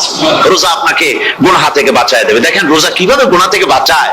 মিথ্যেবাদী, মিথ্যেবাদী সারাক্ষণ মিথ্যে কথা বলে, কিন্তু রোজার মাস আসছে। এখন মিথ্যাবাদী যারা, তাদের ঘনিষ্ঠ লোকদের কাছে শুনেছি যে তারা বলে, যদি কোনো লোক দিনের বেলা এসে যায় আর এমন কথা, যে কথা বলতে গেলে মিথ্যা বলা ছাড়া উপায় নাই তার জন্য, সে তখন বলে ভাই তুমি তো অসময় আসছো, এখন আমি খুব ব্যস্ত, আই এম ভেরি বিজি, তুমি রাত্রে আসো। কথা বুঝতে পেরেছেন তো? রোজা হচ্ছে কি? রোজাটা কি বলে? ঢাল। কোন মেয়ে লোকের দিকে চোখ পড়লো, আহা আমি তো রোজাদার, চোখকে সাথে সাথে নিচে নামায় ফেললো। গানের আওয়াজ আসলো, আমি তো রোজাদার, সে গানটা শুনলো না। কাজে সমস্ত গুনাহ থেকে বাঁচার জন্য রোজা একটা বিরাট হাতিয়ার। সুবহানাল্লাহ। এই মাসে আল্লাহ রাব্বুল আলামিন এই মাসটা, এই রোজাটা কেন দিয়েছেন? লাআল্লাকুম তাত্তাকুন, ইয়া আইয়ুহাল্লাযীনা আমানু কুতিবা আলাইকুমুস সিয়ামু কামা কুতিবা আলাল্লাযীনা মিন ক্বাবলিকুম লাআল্লাকুম তাত্তাকুন। হে বিশ্বাসীরা, তোমরা যারা ঈমান এনেছো শোনো, আমি রোজাকে তোমাদের জন্য ফার্জ করেছি, যেমন করে ফার্জ করেছিলাম তোমাদের পূর্বপুরুষদের উপরে। রোজা শুধু আমাদের উপরে ফরজ হয়েছে তা না, আমাদের আগে যারা যেসব নবীরা আসছিলেন তাদের উপর রোজা কি ছিল? ফরজ ছিল। সুতরাং এই রোজা তোমাদের উপরে ফরজ, এই জন্য লাআল্লাকুম তাত্তাকুন, যাতে করে তোমরা কি হতে পারো? পরেজগার হতে পারো। কি হতে পারো? পরেজগার, মুত্তাকি হতে পারো, আল্লাহকে ভয় করতে পারো। একমাত্র আল্লাহর ভয় মানুষকে ভালো বানাতে পারে। একটা মানুষ জান্নাতে যাওয়ার জন্য, জাহান্নাম থেকে বাঁচার জন্য একটা জিনিস, কয়টা জিনিস বলেন? একটি জিনিস যদি ভেতরে থাকে তাহলে সমস্ত গুনাহ থেকে বাঁচতে পারে। আর একটি জিনিস যদি না থাকে তাহলে এমন কোন কাজ নাই পৃথিবীতে যা সে করতে পারে না। সেই কাজটার নাম কি? তাকওয়া। সবাই বলেন, কাজটার নাম কি? তাকওয়া।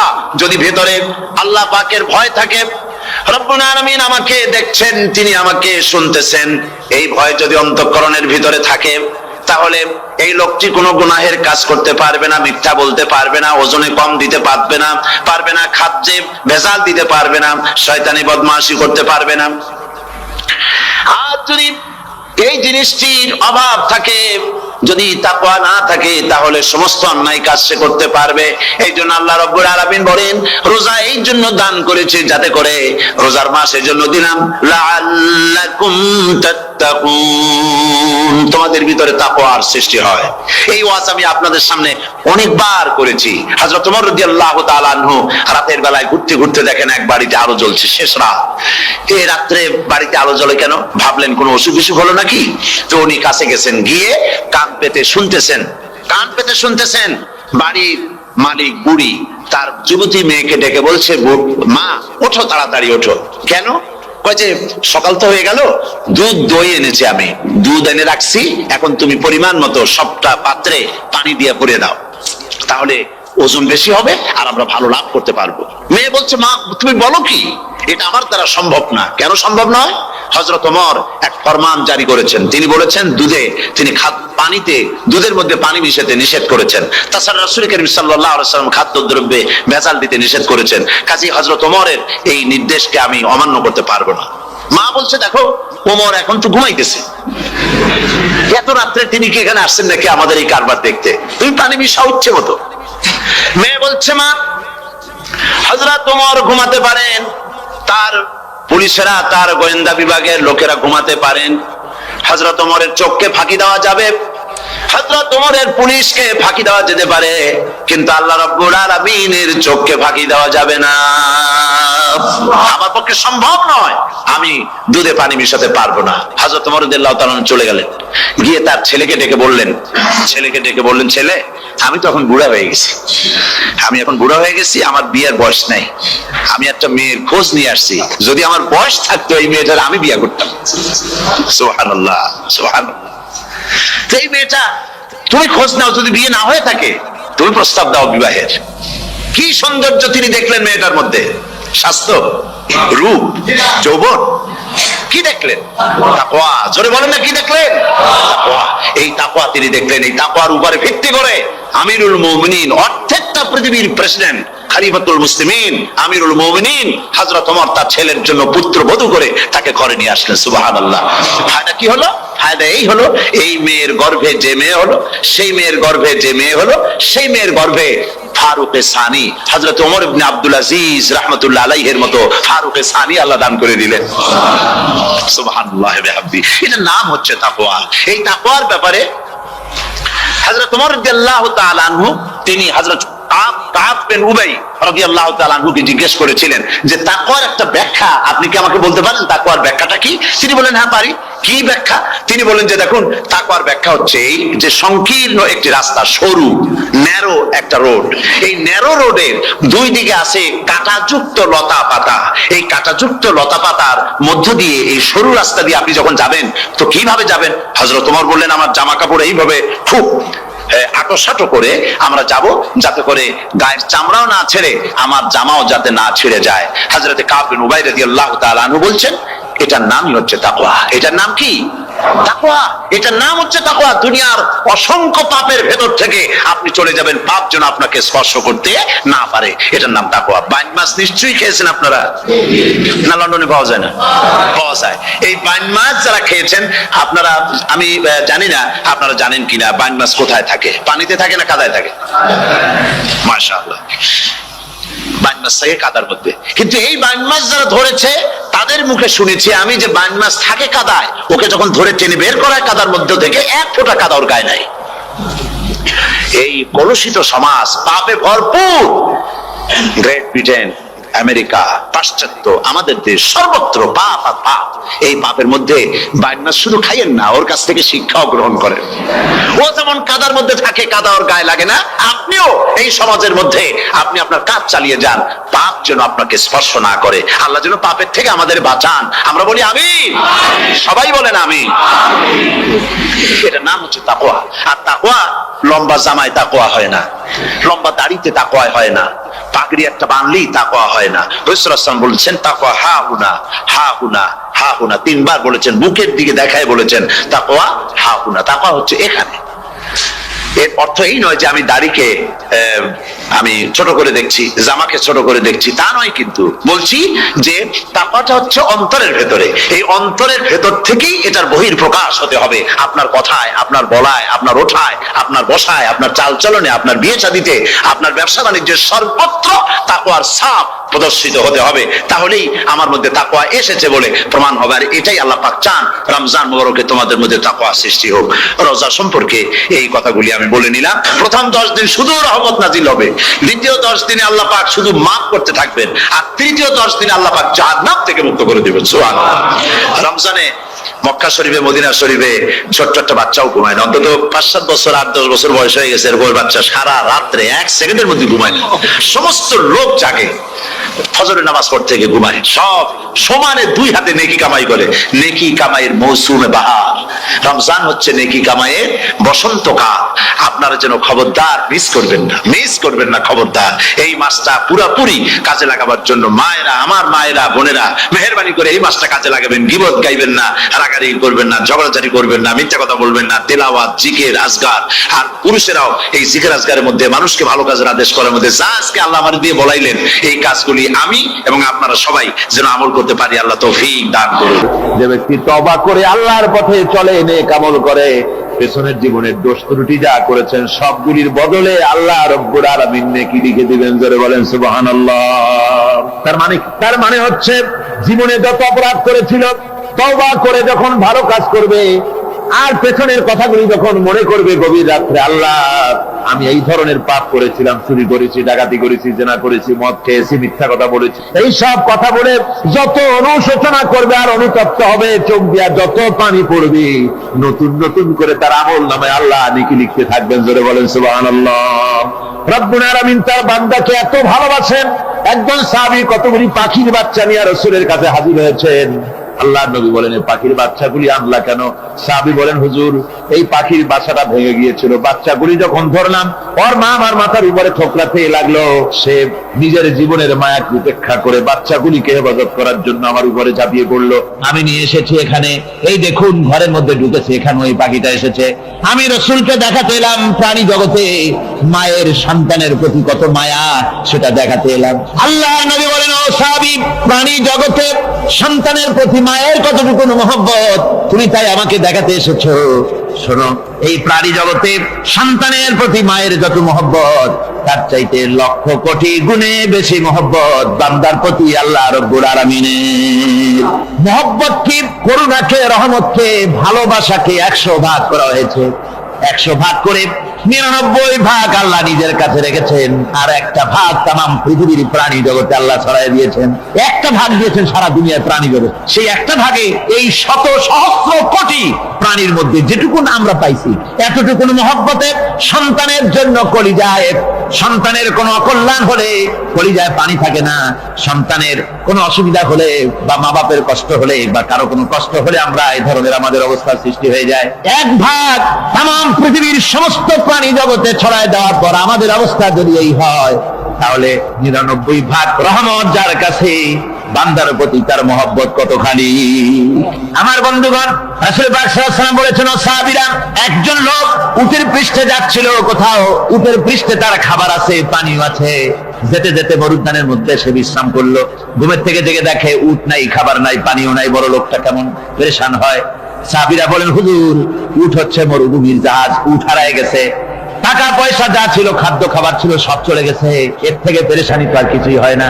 হুজুর বলেন, লোকটা খানিকক্ষণ চিন্তা ভাবনা করতে করতে কিছুক্ষণ পর দেখলো উট ফিরে এসেছে, সমস্ত টাকা তার ওই খাদ্য আর পানিও নিয়ে হাজির হয়ে গেছে। বলো কেমন খুশি হয়। হুজুর, হযরত সাহাবীরা বলেন, হুজুর, এর থেকে খুশি আর কি হতে পারে, লোকটার দিল তো ভরে যাবে। আল্লাহর নবী বলেন, ও সাহাবীরা, কোন বান্দা যদি আল্লাহ থেকে নাফরমান হয়ে যায়, নামাজ ছেড়ে দেয়, জিনা ব্যভিচার বদমাশি নাফরমানিতে যদি যখন লিপ্ত হয়ে যায়, উঠারা ব্যক্তি উট পাওয়ার জন্য যেমন পেরেশানি বোধ করে, আল্লাহ রাব্বুল আলামিন তার ওই নাফরমান বান্দার জন্য আল্লাহ রাব্বুল আলামিন ফিরে আসার জন্য আল্লাহ রাব্বুল আলামিন চান। বান্দা যখন নাফরমান বান্দা নিজের গুনাহ বুঝতে পেরে যখন সিজদায় পড়ে গিয়া কান্দে, রব্বুল আলামিন আমার গুনাহ মাফ করে দাও, এইভাবে যখন কাঁদতে থাকে, রব্বুল আলামিন আল্লাহর হাবিব বলেন, উঠা ব্যক্তি উঠ পেরে পড়ে, ওই ব্যক্তি যত খুশি হন। কোন নাফরমান বান্দা যখন সিজদায় পড়ে যায়, আল্লাহ রব্বুল আলামিন এর চাইতে লক্ষ কোটি গুণে বেশি খুশি হয়ে যান। আল্লাহ পাক হচ্ছেন রহমান রহিম, গাফুরুর রহিম। পৃথিবীতে এমন কে আছে, আপনি আমাকে বলেন, এমন কে আছে অপরাধ করবে না আর সে বলবে আয় তোরে মাফ করে দেই? বলেন, এরকম আছে নাকি? কেউ বলেন আছে? এমনকি বাপ মা ছেলে অন্যায় করেছে, বাপ মার দিল চায় ছেলেটা যদি মাফ চাইতো, বড্ড ভালো হতো, ওর সাথে প্রাণ ধরে কথা বলতাম, বুকের সাথে জড়িয়ে নিতাম। কিন্তু মুখ খুলে বলে না যে অপরাধ করেছিস, মাফ চাইয়া যা, সেরকম বলে। মাও বলে না, বাপেও বলে না। কিন্তু একমাত্র মহান সত্য রব্বুল আলামিন, বান্দা যখন গুনাহ করে আল্লাহ ডাকে, বান্দারে গুনাহ করেছিস ফিরে আয়, আমি তোরে মাফ করে দেব। গুনাহ করেছিস ফিরে আয়, জিনা করেছিস ফিরে আয়, মদ খেয়েছিস ফিরে আয়, মানুষ হত্যা করেছিস ফিরে আয়, পুকুরি করেছিস ফিরে আয়, আগুন পূজা করেছিস ফিরে আয়, মাটি পূজা করেছিস, সূর্য পূজা করেছিস, যা করেছিস না কেন ফিরে আয়, আমাকে ডাক দে, আমি তোর জিন্দেগির গুনাহ আমি আল্লাহ মাফ করে দেব। এই জন্য আল্লাহ রাব্বুল আলামিনকে যখন কোন বান্দা একবার ডাকে, দিল থেকে কলিজা থেকে একটা ডাক যদি দেয় আল্লাহ, হাজার ডাকের তুলনায় একটা ডাক আল্লাহ কলিজা থেকে ডাক। এই ডাকটা কোথা থেকে? কলিজা থেকে। দিল সে জুবাত নিকলতি है, असर रखती है पर नहीं मगर ताकते परवाज रखती है। অন্তর থেকে যে কথা বেরোয় তা প্রভাব বিস্তার করে। কলিজা থেকে যদি কেউ ডাক দেয় আল্লাহ, কলিজার একটা ডাক আলাদা না? বলেন আলাদা কিনা? কলিজা থেকে ডাক, বলেন না সবাই আল্লাহ। কলিজা থেকে একটা ডাক যদি কেউ ভাবে আল্লাহকে ডাক দেয় আল্লাহ, আল্লাহ রাব্বুল আলামিন বান্দা যখন একবার ডাক দেয়, আল্লাহ তখন 70 বার লাব্বাইক বলেন, 70 বার সাড়া দিয়া বলে, বান্দা কি চাও, আমি তোর কাছে হাজির। কি চাস বল, আমার আমি মাফ করে দেব। সুতরাং আল্লাহ রাব্বুল আলামিন বলছেন, আমার কাছে ক্ষমা চাও, মাফ চাও, আমার কাছে মাফ চাও, যত মাফ চাইবে আমি মাফ করে দেব। পৃথিবীতে এমন কেউ নাই যার কাছে বেশি চাইলে তিনি খুশি হবেন। আল্লাহ রাব্বুল আলামিন এমন এক সত্তা, যার কাছে যত বেশি চাওয়া যাবে তিনি তত বেশি খুশি হবেন। হর হমেশা দেনে কো वो तैयार है, जो न मांगे उससे वो बेजार है। যত বেশি চাওয়া যায় আল্লাহর কাছে, আল্লাহ তত খুশি হন। আর যে ব্যক্তি চায় না আল্লাহর কাছে, আল্লাহ তার উপরে বেজার হয়ে যান। ওয়ামান তাবা ওয়া আমিলা সালিহান فإنه يتوب إلى الله متابا। আর যারা তওবা করে, নেক আমল করে, তার আল্লাহর দিকে ফিরে আসে, যেমনটি তার আশা উচিত তেমন ভাবে সে আল্লাহর কাছে ফিরে আসে। তার মানে হলো তওবা মাফ, তওবা কবুল করার জন্য, গুনাহ মাফ করার জন্য পৃথিবীতে কেউ নাই। আছে কেউ? গুনাহ কি কেউ মাফ করতে পারে? দুনিয়ায় কেউ পারে? আকাশে কেউ পারে? আল্লাহ ছাড়া কেউ গুনাহ মাফ করতে পারে? যদি মানুষ তওবা করে, রব্বুল আলামিন বলেন সে এমন ভাবে তওবা করে আল্লাহর কাছে ফিরে এসেছে যেখানেই তার আসা উচিত, এই জায়গা ছাড়া আর তার কোনো যাওয়ার জায়গা নাই। সুতরাং সে জায়গা মতো এসেছে, অনুতপ্ত এবং অনুশোচনা করেছে। আল্লাহ পাক এ ধরনের অনুতপ্তকারী, অনুশোচনাকারীকে রব্বুল আলামিন ক্ষমা করে দিয়ে থাকেন। ওয়াল্লাযীনা লা ইয়াশহাদুনা আয-যুর وإذا مروا باللغو مروا كراما। আর যারা মিথ্যার সাক্ষ্য হয় না, রহমানের বান্দা তারা যারা মিথ্যার সাক্ষ্য হয় না, এরা হচ্ছে ষষ্ঠ বৈশিষ্ট্য। আর তারা কোনো অনর্থক, কোনো নিরর্থক কোনো কাজ যদি দেখে, ঘটনা দেখে, সেখান থেকে তারা শরীফ মানুষের মতো, একেবারে নিতান্ত ভদ্র মানুষের মতো সেখান থেকে কেটে পড়ে। গান বাজনা হচ্ছে, নাটক হচ্ছে, অশ্লীলতা হচ্ছে, গালাগালি হচ্ছে, অনর্থক কোনো কাজ হচ্ছে, নিরর্থক কোনো অনুষ্ঠান কিছু একটা হচ্ছে, ওখান থেকে একটা ভদ্রলোকের মতো, যেমন কোন দুর্গন্ধময় জায়গা থেকে মানুষ যখন যায়, নাকে রুমাল দিয়ে আস্তে করে সেখান থেকে পাশ কেটে চলে যায়, ঠিক কিনা? ঠিক ওইভাবে করে আল্লাহ পাক বলছেন, আমার মুমিন বান্দারা এই ধরনের কোন অনর্থক, নিরর্থক যে কাজের মধ্যে কোনো পরকাল নাই, আল্লাহ নাই, দুনিয়ার মানুষের স্বার্থ নাই, দেশের স্বার্থ নাই, রাষ্ট্রের স্বার্থ নাই, জনগণের স্বার্থ নাই, এই ধরনের সমস্ত গাল গপ্প, নাটক, উপহাস, এই ধরনের মজা, এই ধরনের অনুষ্ঠান যখন দেখে, আমার মুমিন বান্দারা সেখানে দাঁড়ায় না। ময়লার কাছ থেকে নাকে রুমাল দিয়ে মানুষ যেমন চলে যায়, এই লোকটি তখন অত্যন্ত ভদ্রের মতো আস্তে করে পাশ কেটে বেরিয়ে যায়। ওয়াল্লাযীনা ইযা যুক্কিরু বিআয়াতি রাব্বিহিম লাম ইয়াখিরু আলাইহা সাম্মান ওয়া উমিয়ানা। আর আমার বান্দাদের 7 নম্বরের, রহমানের বান্দা, খাঁটি বান্দা যারা, তাদের 7 নম্বরের বৈশিষ্ট্য হচ্ছে যে ওই সমস্ত বান্দারা তাদের কাছে যখন আমার আয়াতকে শোনানো হয়, আমার কোরআন তেলাওয়াত করে আমার আয়াত করে যখন নসিহত শোনানো হয়, তখন তারা বোবার মতো, বধিরের মতো বসে থাকে না। বুঝতে পেরেছেন? রহমানের খাঁটি বান্দা যারা, তাদের কাছে কোরআনের কথা ওয়াজ করে যখন শোনানো হয়, আল্লাহর কালাম যখন শোনানো হয়, আয়াত পড়ে পড়ে যখন নসিহত শোনানো হয়, লাম ইয়াখিরু আলাইহা সুম্মান ওয়া উমিয়ানা, তখন ওই ব্যক্তি অন্ধ এবং বধিরের মতো চুপ করে বসে থাকে না, বরং আমল করা শুরু করে দেয়। জোরে বলেন সুবহানাল্লাহ। যখন সে জানলো যে এগুলি হলো আল্লাহর কাজ, এগুলি আল্লাহর কাজ, আল্লাহ রাসূলের কাজ, তখন তা পালন করা শুরু করে দেয়। এই 5 দিন ধরে কোরআনের যে কথাগুলি হলো, এই কথাগুলি শোনার পর আপনারা কি বসে থাকবেন? বসে থাকবেন? যারা বসে থাকবে এইগুলি শোনার পরে, আল্লাহ তাদেরকে বলেছেন এরা হলো অন্ধ, এরা হলো বধির, এরা হলো বোবা। আমরা আল্লাহর এই যে কথা, আমরা কি অন্ধ আর বধির আর বোবা হবো নাকি? আমরা হবো না? আমরা অন্ধ নয়, বধির নয়, বোবা নই, বরং আল্লাহ যা বলেছেন, যা শুনলাম সামি'না ওয়া আতানা, এই 5 দিন ধরে যা শুনলাম আল্লাহর কথা, কার কথা শুনলাম? আর সমস্ত কথা আমরা আমল করবো। জোরে কোন আমিন। আল্লাহ যেন কবুল করেন। জোরে কোন আমিন। আমল করা কি? বসে না থাকা কি? বসে না থাকা হচ্ছে যা শুনলাম, আল্লাহর যা ফরজ, যা হুকুম, তা মানবো। আল্লাহ যা নিষেধ করেছেন তার থেকে ফিরে থাকবো, এটাই হলো কাজ। এরপরে রব্বুল আলামিন বলেন, ওয়াল্লাযীনা ইয়াকুলুনা রাব্বানা হাব লানা মিন আজওয়াজিনা ওয়া যুররিয়্যাতিনা কুররাতা আয়ুনিন ওয়াজআলনা লিল মুত্তাকিনা ইমামা। রহমানের বান্দা 8ম নম্বর এবং শেষ নাম্বার হচ্ছে এটা বৈশিষ্ট্য এই যে তারা রহমানের যারা খাঁটি বান্দা, আল্লাহর যারা খাঁটি বান্দা, তারা রব্বুল আলামিনের কাছে মুনাজাত করে, আমার রব, আয় আমার আল্লাহ, হাবলানা মিন আজওয়াজিনা ওয়া যুররিয়াতিনা, আমাদের এবং আমাদের স্ত্রীদের আর আমাদের সন্তানদেরকে তুমি দয়া করে আমাদের চক্ষুর শীতলতা বানায় দাও। জোরে বলেন আমিন। ওয়াজআলনা লিল মুত্তাকিনা ইমামা, আর আমার এই সন্তানদেরকে তুমি মুত্তাকিদের ইমাম বানায় দাও। শুধু মুত্তাকি বানায় না, মুত্তাকিদের নেতা বানায় দাও। জোরে বলেন সুবহানাল্লাহ। এই কথা, এই সূরাটা, এইটা তখনকার কথা যখন এই মুমিনদের মক্কি সূরা, তো এটা যখন মক্কা শরীফে দেখা গেল যে মুসলমানেরা, যিনি ইসলাম কবুল করেছেন তার বাপ কাফের, যিনি ইসলাম কবুল করেছেন কারো বাপ কাফের, কারো মা কাফের, কারো সন্তান কাফের, কারো মেয়ে কাফের, কারো জামাই কাফের, সব প্রিয়জনেরা কুফরি হালতে আছে। আর এগুলি দেখে তাদের চক্ষুর মধ্যে কাটা বিচ্ছেছিল, চক্ষু জর্জরিত হয়ে যাচ্ছিল। নিজের সন্তানের চেহারা যত ভালো হোক, সন্তান যতই শিক্ষা দীক্ষা থেকে যতই উন্নত আর ভালো হোক না কেন, সে যদি জাহান্নামের দিকে অগ্রসর হতে থাকে, কোন নেককার ইমানদার পিতার মনে তার সান্ত্বনার কারণ হতে পারে না। সে তখন আল্লাহর দরবারে, আল্লাহ পাক বলেন ওই মুমিন বান্দারা আমার কাছে দোয়া করে যে রব্বুল আলামিন আমার সন্তানদেরকে, আমার স্ত্রীদেরকে আমার চোখের শীতলতা বানাও, তাদের আমল আখলাক কেমন বানাও যাতে আমাদের চক্ষু ঠান্ডা হয়ে যায়। জোরে বলেন আমিন। জোরে বলেন আমিন। সন্তানদের জন্য আল্লাহর কাছে দোয়া করতে হবে।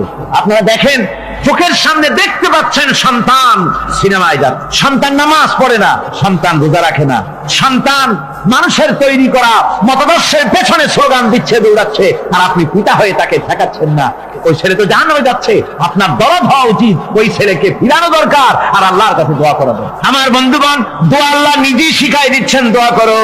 পড়েন আমার সাথে, রব্বানা হাব লানা মিন আজওয়াজিনা ওয়া যুররিয়াতিনা কুররাতা আয়ুন ওয়াজআলনা লিল মুত্তাকিনা ইমামা। أولئك يجزون الغرفة بما صبروا ويلقون فيها تحية وسلاما। আল্লাহ পাক বলেন, এই সব লোকদের জন্য তারা যে সবর করেছিল, সেই সবরের কারণে আমি তাদের উত্তম জাযা দান করব। আর তাদের জন্য ফেরেশতারা চতুর্দিক থেকে ফেরেশতারা তাদের জন্য সম্বোধন করবে, তাদেরকে সম্বর্ধনা দিবে, ফেরেশতারা তাদের সম্বর্ধনা দিবে।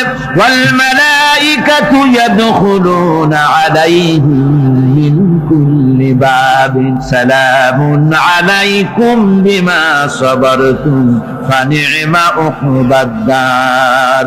চতুর্দিক থেকে ফেরেশতারা আসতে থাকবে আর তারা সালাম দিতে থাকবে, তাদেরকে সম্বর্ধনা দেবে বেহেশতীদেরকে, আর বলবে তোমাদের জন্য এই পরকালের এই ঘরটা, এই জায়গাটা কতই না উত্তম করে আল্লাহ তৈরি করে রেখেছেন। বলেন সুবহানাল্লাহ। সালামুন আলাইকুম।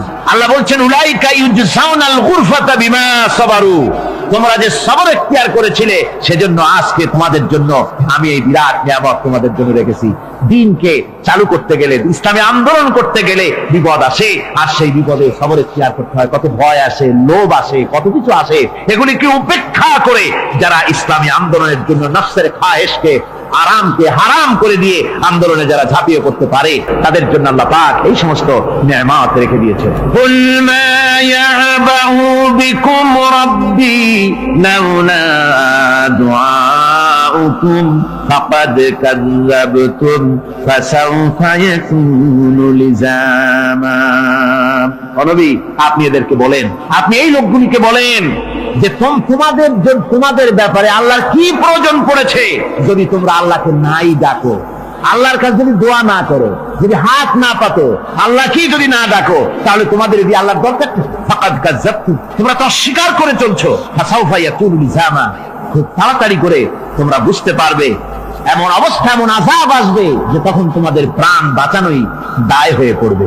আমার বন্ধুগণ, একটা মানুষের সাথে মানুষের সৃষ্টি আর পাথরও সৃষ্টি, পাথরও একটা মাখলুক, মানুষও মাখলুক। পাথরের সাথে মানুষের পার্থক্য কোথায়? পাথর আল্লাহর দরবারে হাত তুলতে পারে না, আল্লাহকে ডাকতে পারে না, মোনাজাত করতে পারে না। মানুষ ডাকতে পারে, হাত তুলতে পারে, তার হাত দেওয়া আছে। মানুষ হয়ে যদি আল্লাহর দরবারে হাত তুলতে না পারলেন, চোখের পানি যদি না ফেলতে পারলেন, আল্লাহ পাক বলছেন, ও নবী বলে দেন, আপনি বলুন তোমাদের দিয়ে কি প্রয়োজন আল্লাহর? লাউলা দুআউকুম, তোমরা যদি সেই আল্লাহকে যদি না ডাকো, যদি তার কাছে হাত না তোলো, তাহলে তোমাদের দিয়ে আল্লাহর দরকারটা কি? তোমাদেরকে রব্বুল আলামিন তৃণখণ্ডের মতো উড়িয়ে দিবেন, কোন মর্যাদা থাকবে না আল্লাহর কাছে। সুতরাং মর্যাদা পেতে হলে আল্লাহকে ডাকতে হবে, আল্লাহর কাছে চাইতে হবে। এভাবে করে আল্লাহ পাক তার বান্দাদেরকে নির্দেশ করছেন। আমার বন্ধুগণ, এই মোট 8টি বৈশিষ্ট্য ইসলামের আপনার মুমিন বান্দাদের জন্য, রহমানের খাঁটি বান্দাদের জন্য এই 8টি বৈশিষ্ট্য আল্লাহ পাক দান করেছেন। এই 8টি বৈশিষ্ট্য যেন আল্লাহ পাক আমাদের মধ্যে দান করে দেন। জোরে বলেন আমিন, আরো জোরে বলেন আমিন। 8টি বৈশিষ্ট্যের জন্য আল্লাহ পাক বেহেশত রেখেছেন। 8টি বেহেশত কয়টি? এই 8টি বেহেশতের দরওয়াজা আল্লাহ যেন আমাদের জন্য কিয়ামতে খুলে দেন। জোরে কোন আমিন। আমার ভাইরা, আল্লাহ রাব্বুল আলামিন এই কোরআন যে নাজিল করেছিলেন, এই কোরআন দিয়ে এই ধরনের নৈতিক গুণে গুণান্বিত একটা জনসমষ্টি তৈরি করেছিলেন আল্লাহর হাবিব জনাব মুহাম্মদ রাসূলুল্লাহ সাল্লাল্লাহু আলাইহি ওয়াসাল্লাম। আর সেই জনসমষ্টি দিয়ে রাসূল পাক সাল্লাল্লাহু আলাইহি ওয়াসাল্লাম একটি ইসলামী কল্যাণমূলক রাষ্ট্র তৈরি করেছিলেন। রাসূলুল্লাহ কি করেছিলেন? একটা রাষ্ট্র। এই যা বললাম, এই 5 দিন ধরে যা বললাম, এই সব গুণাবলী দিয়ে, এই সব বৈশিষ্ট্য দিয়ে রাসূলুল্লাহ একটা জনগোষ্ঠী তৈরি করেছিলেন।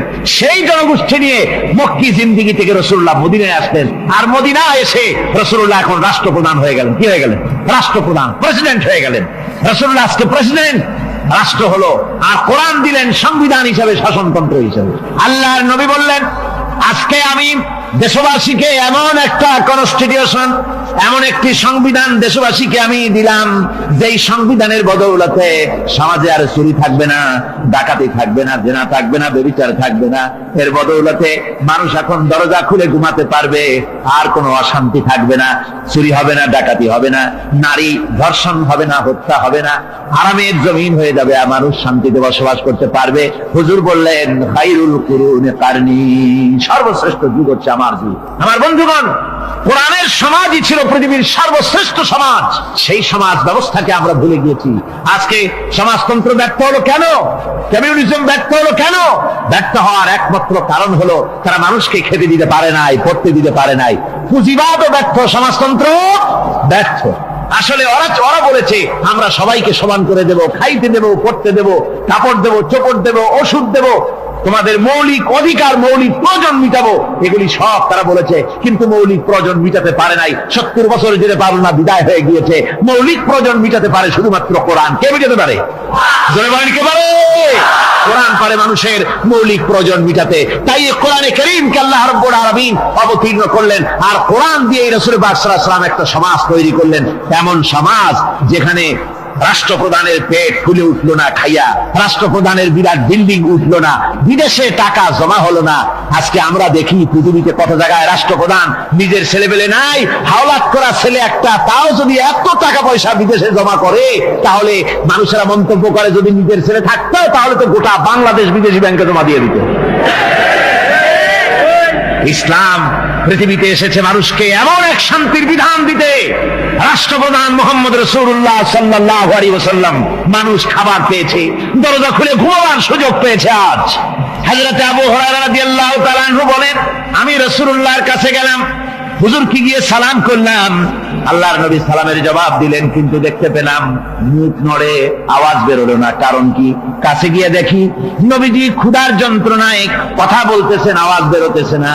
এত ক্ষুধা লেগেছে আল্লাহর নবীর। 2-4 দিন চলে গেছে, খাবার নাই। রাসূলুল্লাহ সমস্ত গনিমতের মাল, যাকাত সদকার মালগুলি, খাদ্য দ্রব্যগুলি 2 হাতে বিতরণ করেছেন। নিজের পেটে খাবার নাই, মানুষকে দিতেছেন। দিতে দিতে এশার নামাজ পড়ে নবীজি ঘরের মধ্যে প্রবেশ করে হযরত আয়েশা সিদ্দিকা রাদিয়াল্লাহু তাআলা আনহাকে দেখে বলেন, আয়েশা রে, সারাদিন কষ্ট করেছি, দারুণ ক্ষুধা লেগেছে, তাড়াতাড়ি করে কিছু খাবার আমারে এনে দাও। হযরত আয়েশা হুজুরের ক্ষুধার্ত, শ্রান্ত, ক্লান্ত চেহারার দিকে তাকাইয়া হযরত আয়েশা কেঁদে ফেলেছেন। হযরত মা আয়েশা কাঁদেন আর বলেন, ইয়া রাসূলুল্লাহ, আল্লাহর নামের কসম করে বলি, আমি আয়েশার ঘরে কোনো পানি ছাড়া কোনো খাবার নাই। এই ছিল রাসূলের আদর্শ। আল্লাহ পাক বলে, বান্দা যখন আমাকে ডাকে, আমি বান্দার একদম নিকটে, তার ঘাড়ের চাইতেও নিকটে। ওয়া নাহানু আকরাবু ইলাইহি মিন হাবলিল ওয়ারিদ। আমি আমার বান্দার সারা যে রগের উপরে তার মাথা, এর থেকেও আমি আমার বান্দার বেশি নিকটে। সুবহানাল্লাহ পড়ে। আমি তোমার কাছে, আমার কাছে মাপ চাও, যত বড় গোনাহ হোক। ওয়াকালা রাব্বুকুম উদউনি আস্তাজিব লাকুম।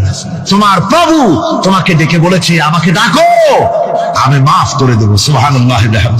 কত বড় কথা! আমাকে ডাকো, নিরাশ হয়েও না, হতাশ হয়েও না। আল্লাহর গজব বেশি না রহমত বেশি? আল্লাহর রহমত বেশি। হাদিসে কুদসির ভিতরে এসেছে, আল্লাহ পাক বলেছেন, কোন বান্দা যদি আমার দিকে 1 বিঘত অগ্রসর হয়, আমার রহমত তার দিকে 1 হাত এগিয়ে যায়। কোন বান্দা যদি আমার দিকে হেঁটে আসে, আমার রহমত তার দিকে দৌড়ে যায়। বান্দা যখন আল্লাহর দরবারে 2 হাত উঁচু করে চোখের পানি ফেলে দেয়, মুসলিম শরীফের হাদিসের ভিতরে এসেছে, গভীর রাত্রে, রাতের 3য় অংশে আল্লাহ রাব্বুল আলামিন প্রথম আকাশে আসেন আর ডেকে বলেন, পৃথিবীতে আছো নাকি কেউ গুনাহ করে জীবন বরবাদ করে দিয়েছো? আমার কাছে মাফ চাও। ঋণগ্রস্ত আছো, অসুস্থ আছো, অপমানিত আছো, কে আছো মাজলুম? আমাকে ডাকো, আমার কাছে বলো, আমি ডাকে সারা দেব, জীবনের আশা পূরণ করে দেব। ওই সময় যেই সমস্ত লোকেরা কাঁদে তাহাজ্জুদের নামাজ পড়ে, আল্লাহ জিজ্ঞেস করেন ফেরেশতারা, অমুক অমুক দেশ অমুক অমুক বান্দারা কাঁদে কেন? ফেরেশতারা বলে, রব্বুল আলামিন তুমি তো ভালো করে জানো। আল্লাহ বলেন, জানি, তবুও তোমাদের মুখে শুনতে চাই। তারা বলে রব্বুল আলামিন তোমার এই বান্দা গুনাহ করেছি, গুনার জন্য মাফ চায়, জাহান্নাম থেকে বাঁচতে চায়। আল্লাহ পাক বলেন ফেরেশতারা আমার এই বান্দারা আমারে দেখেছে নাকি? বলে দেখে নাই। বলে আমার দোজখ দেখেছে নাকি? বলে না, তাও দেখে নাই। আমার বেহেশত দেখেছে নাকি? বলে না, তাও দেখে নাই। আল্লাহ পাক বলেন ফেরেশতারা সাক্ষী থাকো, ওরা আমাকে দেখে নাই, আমার বেহেশত দোজখ কিছুই দেখে নাই, শুধুমাত্র আমার নবীর কথা, আমার কোরআনের কথা বিশ্বাস করে আরামের ঘুমকে হারাম করে যেভাবে তারা কাঁদতেছে, সাক্ষী থেকে যাও ফেরেশতারা, আবার রহমতের দরিয়ায় জোশ মেরেছে আমার ওই ক্রন্দনরত বান্দাগুলিকে আমি আল্লাহ মাফ করে দিলাম। সুতরাং মুমিন বান্দা যারা, আল্লাহর মুমিন বান্দা যারা, এই ইমানের কোয়ালিটি এটাও হতাশায় নিরাশায় ভেঙে পড়বে না। গুনাহ তো মানুষই করে, গুনাহ হয়ে গেছে মাপ চাও। তোমার গুনাহ কদ্দুর? তোমার গুনাহ যদি হয় পাহাড় সমান, আল্লাহর রহমত আকাশ সমান। জাহান্নামের কঠিন শাস্তি থেকে বাঁচতে হলে আল্লাহর প্রতি ঈমান আনতে হবে। আর ঈমান আনলে যে কোয়ালিটি গুলি হওয়া উচিত সেগুলি আমি আপনাদের সামনে আলোচনা করছি।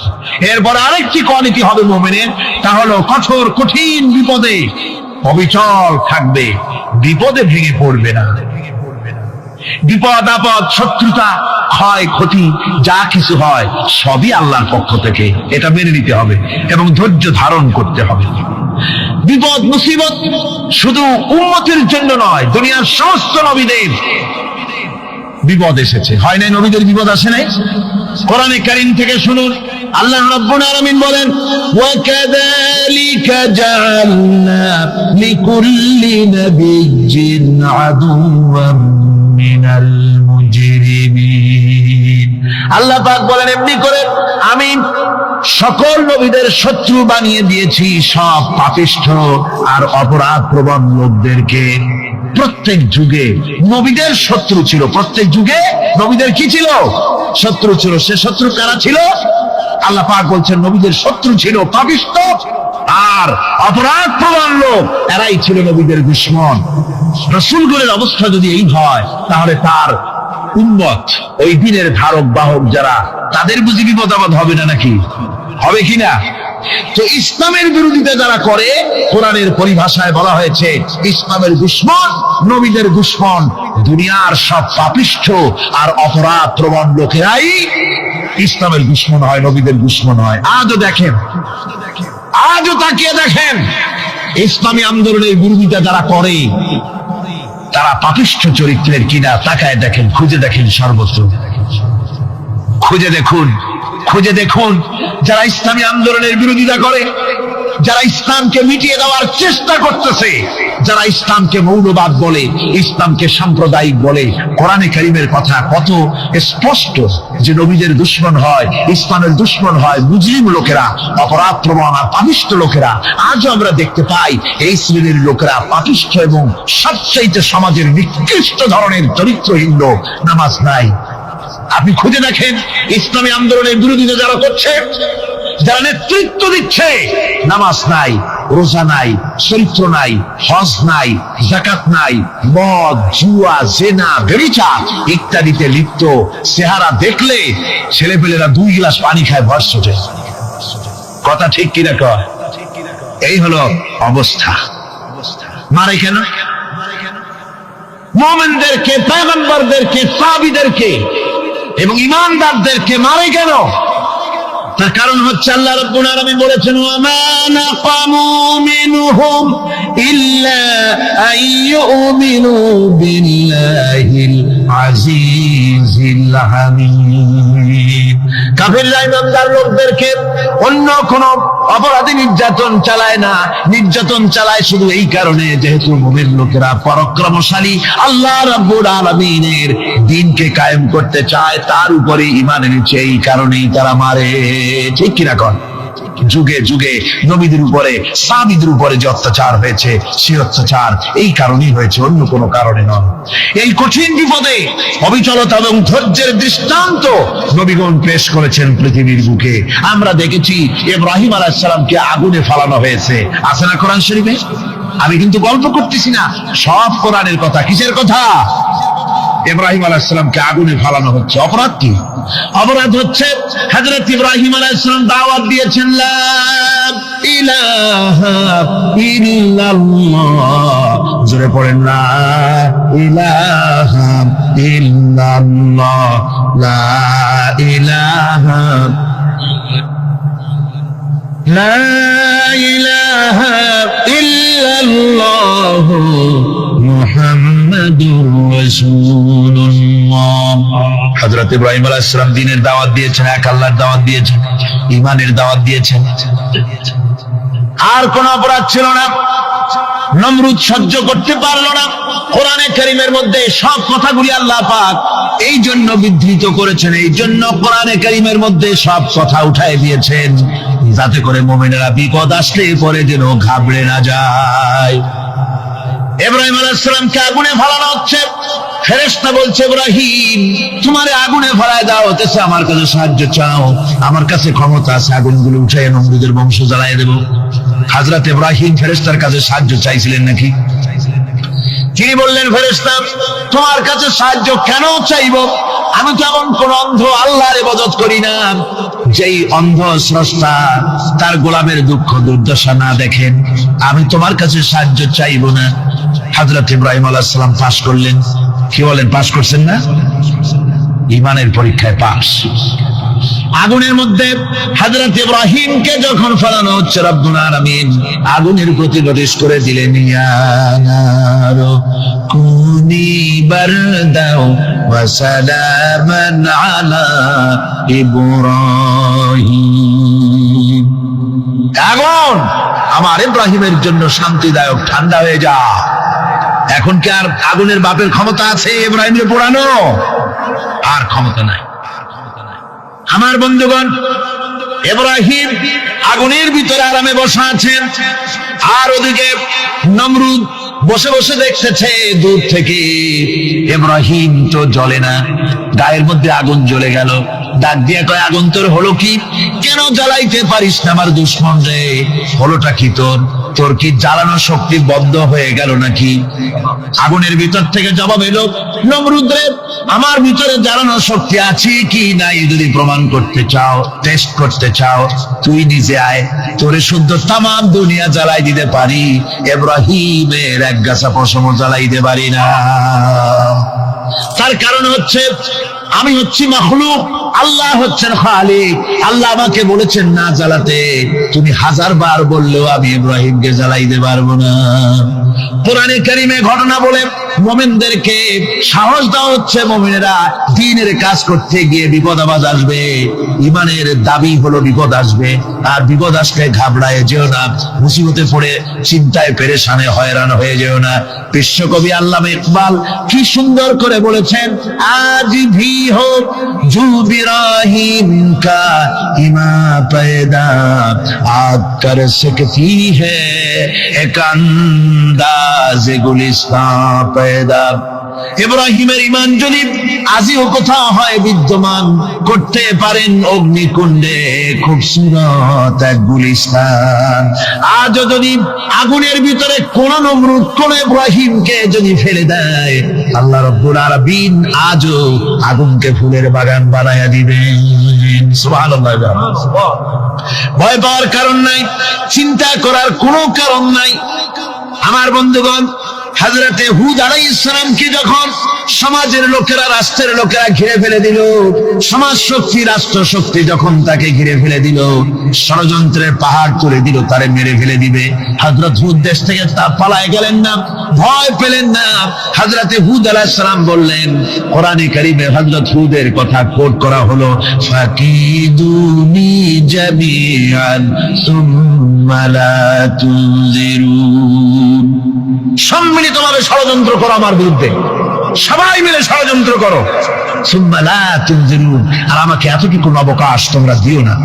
ইন্নী তাওয়াক্কালতু আলাল্লাহি রাব্বি ওয়া রাব্বিকুম, আমি ভরসা করেছি সেই আল্লাহর উপরে যার কুদরতি হাতের ভেতরে, যিনি আমাদের রব তোমাদেরও রব, আর যার কুদরতি হাতের ভিতরে তামাম পৃথিবীর জানগুলি যার হাতে সে আল্লাহর উপরে ভরসা করেছি। ষড়যন্ত্র যদ্দূর আছে করতে থাকো, আমি ষড়যন্ত্র পরোয়া করি না। সুবহানাল্লাহ। এটাই হলো মুমিনের কোয়ালিটি। শুধু ঈমান, লা ইলাহা ইল্লাল্লাহু মুহাম্মাদুর রাসূলুল্লাহ, গরুর গোশত খাই, আর রবিউল মাস আসতে পরে ইয়া নবী সালাম আলাইকা, ইয়া রাসূল সালাম আলাইকা, তারপরে গরম গরম জিলাপি আর রসগোল্লা খাইলাম খুব বেশি করিয়া, এর নাম মুমিন নয়। মুমিন হচ্ছে তার চলায় ফেরায় ওঠায় বসায় সাহসিকতার এক আন্দাজ তৈরি হবে সে। আমার ভাইয়েরা, বিপদে অবিচলতা আমাদেরকে পয়গম্বরেরা শিক্ষা দান করেছেন।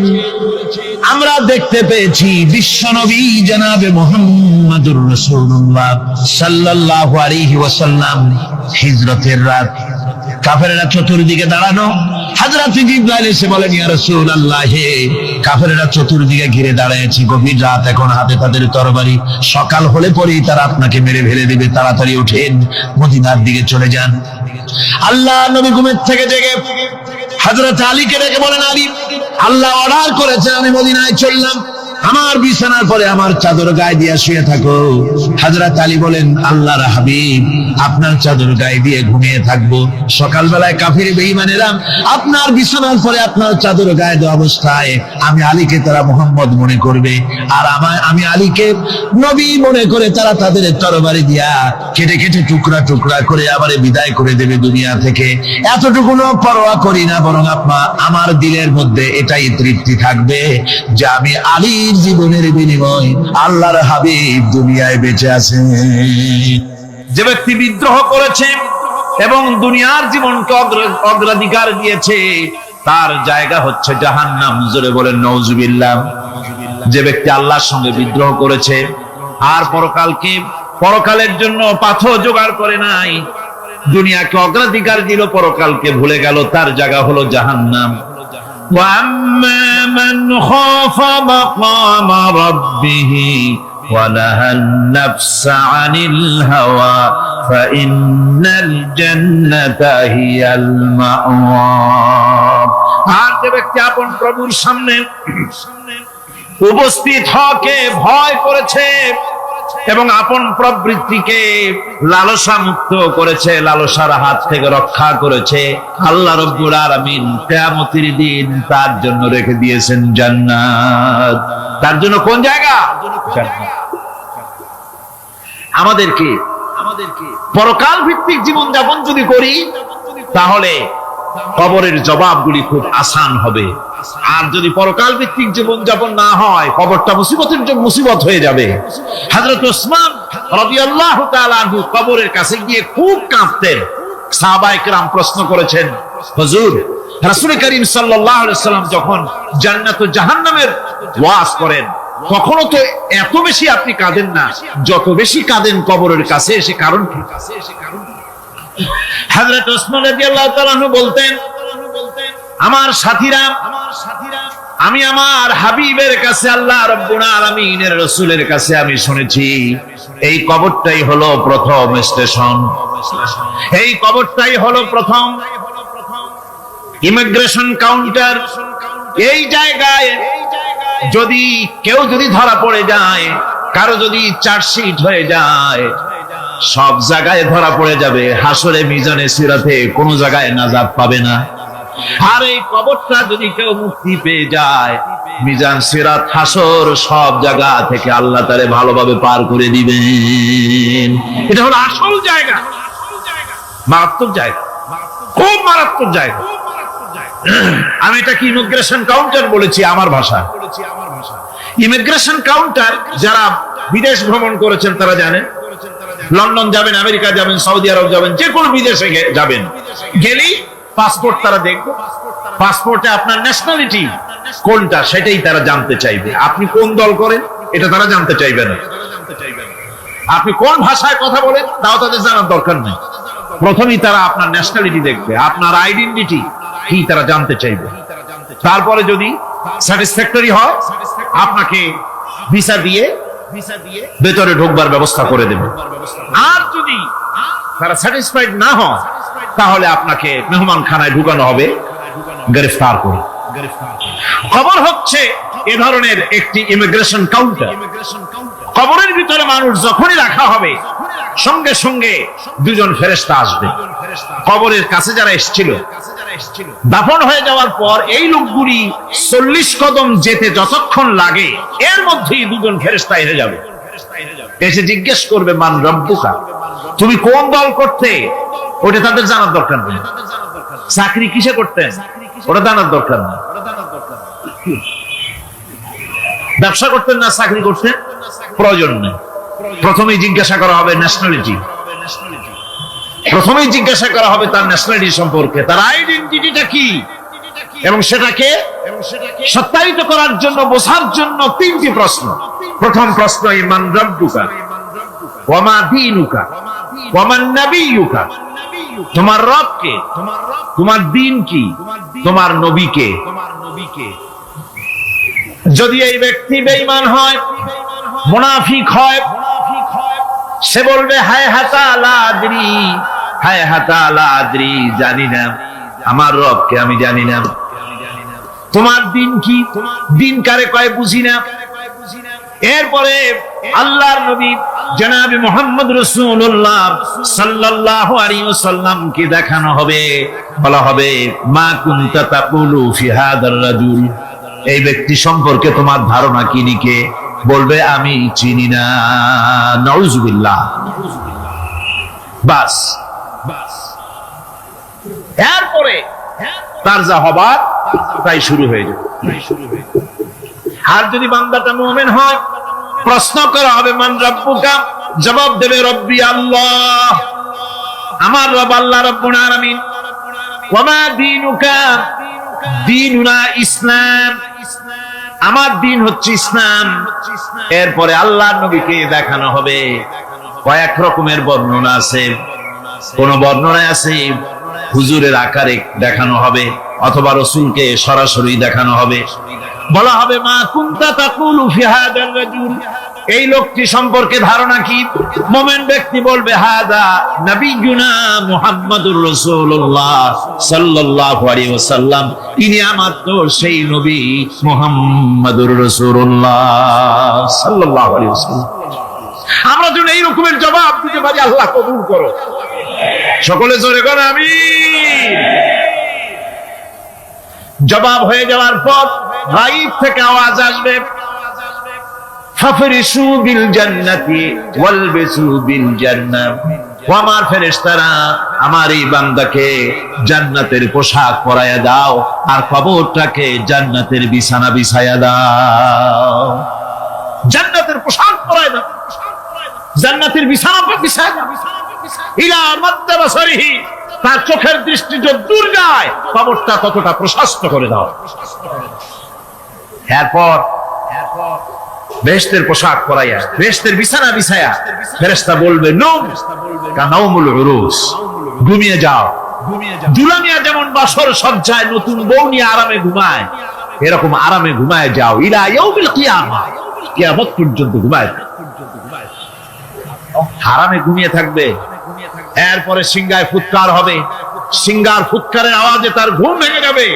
বলবে ইয়া ওয়াইলানা মাম্মা আতানা মিন মারকাদিনা, হায় আফসোস, আমার এত আরামের ঘুম থেকে কে আমাকে জাগ্রত করলো, আমার ঘুমটারে নষ্ট করলো কে। আওয়াজ আসবে হাযা মা ওয়াদার রহমান ওয়া সাদাকাল মুরসালুন, এটা হচ্ছে রহমানের সেই ওয়াদা, আর মুরসালিনরা নবীরা সত্য কথাই বলেছিলেন, সেই কিয়ামত অনুষ্ঠিত হচ্ছে। আমার বন্ধুগণ, সেজন্য এই দুনিয়ার মোহে পড়ে থাকলে পরে দুনিয়ায় যারা অগ্রাধিকার দিবে দুনিয়াকে পরকালের তুলনায়, জবাব দিতে পারবে না কবরের ভিতরে গিয়া। আর যারা পরকালকে অগ্রাধিকার দিবে, দুনিয়ার চাইতে পরকালকে বেশি অগ্রাধিকার দেবে, আর আল্লাহর ভয় কলিজার ভিতরে রাখবে, কবরের জবাব সঠিকভাবে দিতে পারবে, কিয়ামতের দিন আল্লাহ রাব্বুল আলামিন তাদের জন্য জান্নাত দান করবেন। জোরে বলেন আমিন। দুনিয়াটা হচ্ছে দুনিয়া যেখানে আমরা আছি। আমি আগেই বলেছি দুনিয়া হচ্ছে আদনা শব্দ থেকে এর উৎপত্তি হয়েছে। তুচ্ছ, নিকৃষ্ট, এটার দাম নাই, এটার মূল্য নাই। হযরত ইবনে কাইয়িম রাহিমাহুল্লাহ নওয়ারাল্লাহু মারকাদাহু ওয়া জাআলাল জান্নাতা মাথওয়াহু। হযরত ইবনে কাইয়্যিম তিনি বলছেন, সুন্দর করে বলছেন দুনিয়া সম্পর্কে, মা মাদা ফিদ দুনিয়া আহলামুন ওয়া মা বাকিয়া মিনহা আমানি ওয়াল ওয়াক্তু বাইনাহুমা দাইম। মা মাদা ফিদ দুনিয়া আহলামুন, জীবনের যে অংশ ফেলে এসেছি সেটা আজ একটা স্বপ্ন। ওয়া মা বাকিয়া মিনহা আমানি, আর জীবনের যে অংশ সামনে বাকি আছে সেটা এখন একটা আকাঙ্ক্ষা। ওয়াল ওয়াক্তু বাইনাহুমা দাইম, আর এর মাঝখান থেকে সময় সব চলে যাচ্ছে। কত বড় কথা চিন্তা করেছেন? জীবনের যে অংশ ফেলে এসেছি তা আজকে স্বপ্ন, তা কি বলে স্বপ্ন, আর সামনে যা আছে সেটা আকাঙ্ক্ষা, আর মাঝখান থেকে সময় সব চলে যাচ্ছে। এরপরে তিনি বলছেন, وَمَن يَسْحَبِ الدُّنْيَا يَكُنْ مِثْلَ قَابِضٍ عَلَى الْمَاءِ خَالَتْهُ فُرُودُ الْأَصَابِعِ। দুনিয়াদারের অবস্থা হচ্ছে এই, কেউ যদি দুই হাতে পানি খামসায় ধরে, দুই হাতে কি ধরছে বলে, দুই হাতে পানি খামসায় ধরেছে, খুব মজবুত করে ধরেছে, 2 মুঠ পানি, বলেন থাকবে কতটুকু? কতটুকু থাকবে? কারণ তার আঙ্গুলের ফাঁক তার সাথে খেয়ানত করবে, আঙ্গুলের ফাঁক দিয়া পানিগুলি সব বেরিয়ে চলে যাবে। সুতরাং দুনিয়া যারা চায় তারা ঠিক পানি খামসায় ধরলে পানি যেমন হাতের ভেতর থেকে খেয়ানত করে চলে যায়, যারা দুনিয়া চায় দুনিয়াও তাদেরকে এভাবে ফাঁকি দিয়ে চলে যায়। তবুও দুনিয়ার মায়া মানুষের এত বেশি। আল্লাহর নবী বলেন, লাউ কানা লি ইবনি আদামা ওয়াদিন মিন যাহাবিন লাহাব্বা ইয়াকুনা লাহু সারিন।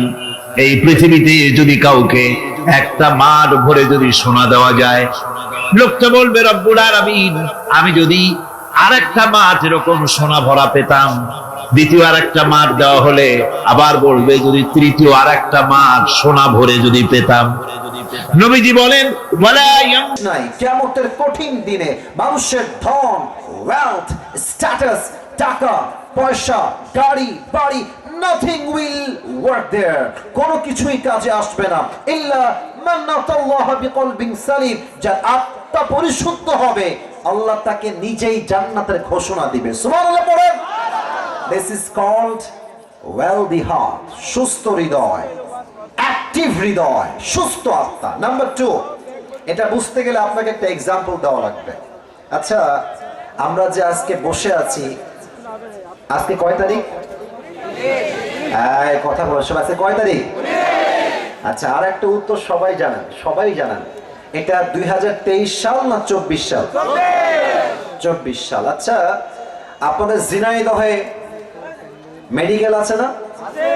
আরে ভাই, কথা না বললে তো অবস্থা হয় না। মেডিকেল আছে না? হসপিটাল আছে না? ক্লিনিক আছে না?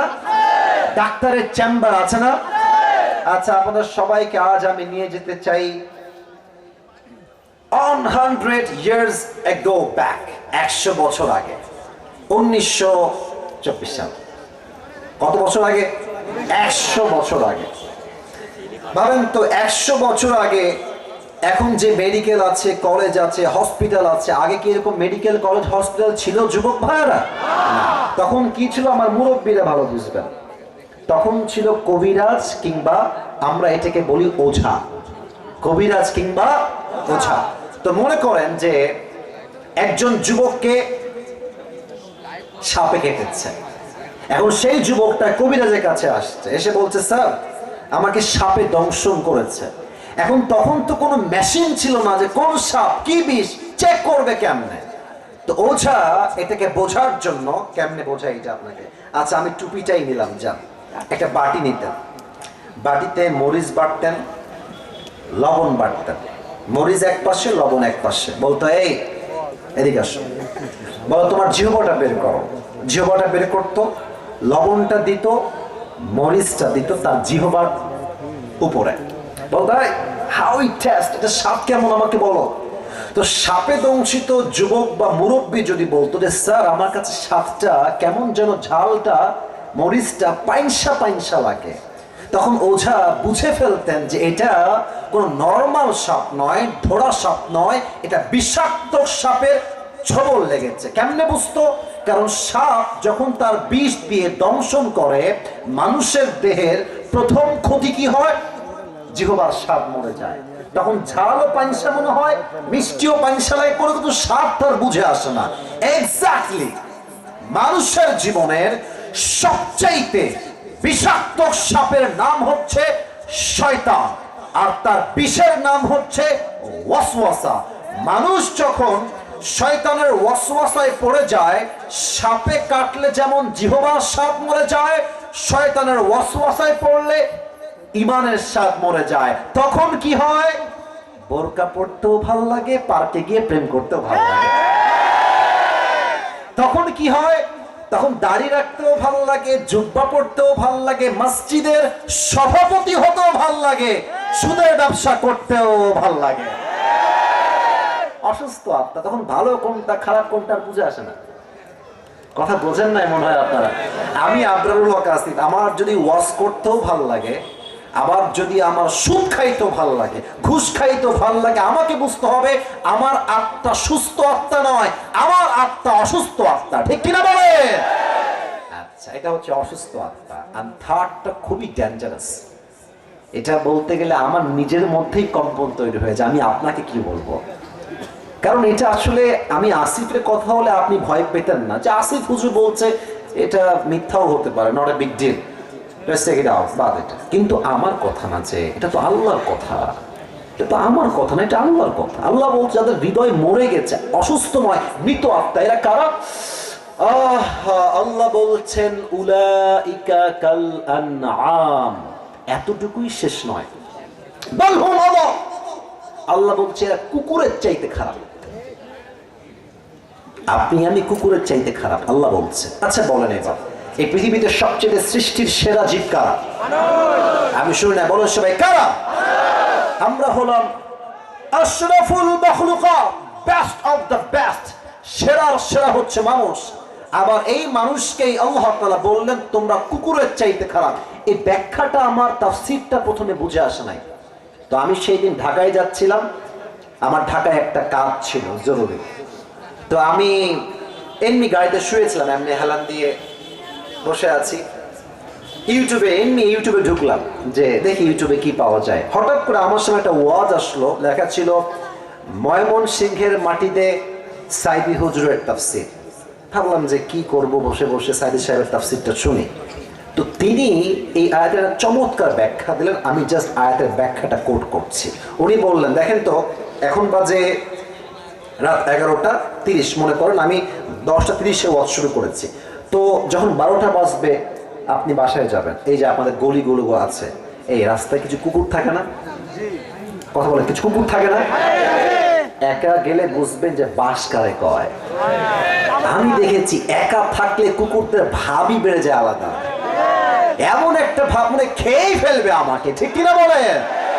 তো দেখেন আমার দুই হাত, দেখেন আমার এটা হচ্ছে লাইট, এই যে রড বাল্ব দেওয়া আছে লাইট, আর আমি আছি এখান থেকে আরো 10 হাত পেছনে। ভাই আমার কথা একটু বুঝে শোনেন, আপনাকে ঠিক বেঠিক বলতে হবে না, আপনি আমার কথা বোঝেন। I think that is most important, এটা বুঝলেই হবে। এটা হচ্ছে লাইট, আমার চেহারা এখন দেখা যায়। আমি যদি 10 হাত পেছনে অন্ধকারে চলে যাই, আমার চেহারা কি দেখা যাবে? দেখা যাবে। রাত বাজে 1টা, আমি আসিফের একটা কুত্তা আছে, কুকুর আছে, তার নাম হচ্ছে টমি। তার নাম কি? খুব বুঝবেন। তা আমি 10 হাত দূরে আছি, রাত বাজে 1টা, আমার বাড়ি হচ্ছে গেট এখানে। তো টমি দেখছে যে someone is coming from outside, রাত বাজে 1টা, কেউ মনে হয় দূর থেকে বাসার দিকে আসছে। টমি ভাববে হয়তো চোর আসছে, খেও খেও খেও খেও খেও শুরু করে দেবে। আমি কিন্তু মালিক, সে ভেবেছে চোর, কেন? অন্ধকার। বাট আমি যখন আসিফ আস্তে আস্তে হাঁটতে হাঁটতে হাঁটতে লাইটের নিচে আসবো, আমার চেহারা ক্লিন হয়ে যাবে, দেখা যাবে। দেখবেন খেয়াল করে, কুকুর মালিককে দেখার পরেই সাউন্ডটা ডাউন হয়ে যায়, আর সামনে এসে সে তার মাথাকে ঝুঁকিয়ে মালিকের পায়ের কাছে নত করে সে তার ভাষায় বলে, I am extremely sorry sir, আমি আপনাকে আসলে প্রথমে চিনতে পারি নাই। কথা ঠিক আছে কিনা বলে? এবার বলেন, এই যে কুকুরটা এত নত, এতটা আনুগত্যশীল কেন? আপনি জাস্ট তাকে একটা পাউরুটি দিয়েছেন, অথবা পানি দিয়েছেন, অথবা কখনো সে খুব ক্লান্ত ছিল, একটা শীতকালে একটা বস্তা দিয়েছেন, এতটুকুই তো। আপনি তো কুকুরকে BMW দেন নাই, আপনি তো কুকুরের বিয়ে দেন নাই, ওকে তো বাড়ির ভেতরে এসে জায়গা দেন না, জাস্ট একটা পাউরুটির জন্য। একটা পাউরুটি দিবেন, নদীতে লাফ দিবেন, দেখবেন কুকুর একটা পাউরুটির জন্য এত কৃতজ্ঞ হয়ে যায়, মালিক নদীতে ঝাঁপ দিলে কুকুর নদীতে ঝাঁপ দিতে বাধ্য হয়ে যায়। যুবক ভাড়া, ঠিক কিনা বলো? আল্লাহ বলছেন, ইস রে, একটা কুকুর সামান্য একটা টুকরা পাউরুটি পেয়ে মালিককে কি চিনা চিনলো, পিছাই ছাড়লো না। আর তোকে আমি আল্লাহ নাক দিলাম, চোখ দিলাম, কান দিলাম, ঠোঁট দিলাম, অক্সিজেন দিলাম, শ্বাস দিলাম, বউ দিলাম, বাচ্চা দিলাম, সম্মান দিলাম, টাকা দিলাম, বাড়ি দিলাম, গাড়ি দিলাম, সব আমি দিলাম। আর এই মানুষ নিমক হারাম সব চিনলো, টাকা চিনলো, বাড়ি চিনলো, বউ চিনলো, মা চিনলো, বাপ চিনলো, স্ট্যাটাস চিনলো, সম্মান চিনলো, এডুকেশন সব চিনলো, বাট যে মালিক তাকে এত কিছু দিল সে মালিককে সে চিনতে পারলো না। কুকুর একটা পাউরুটি পেয়ে মালিককে চিনতে ভুল করে নাই, আর মানুষ এত কিছু পেয়ে মালিককে চিনতে পারে নাই। আল্লাহ বলছেন, এই মানুষ কুকুরের চাইতে নিকৃষ্ট হয়ে গিয়েছে। ঠিক কিনা? দেখেছেন আল্লাহর কথার গভীরতা কত বেশি? আল্লাহ এমনি বলেন যে আমরা কুকুর দেখালাম, আল্লাহ এমনি বলেন না, আল্লাহ বুঝেই বলেছেন।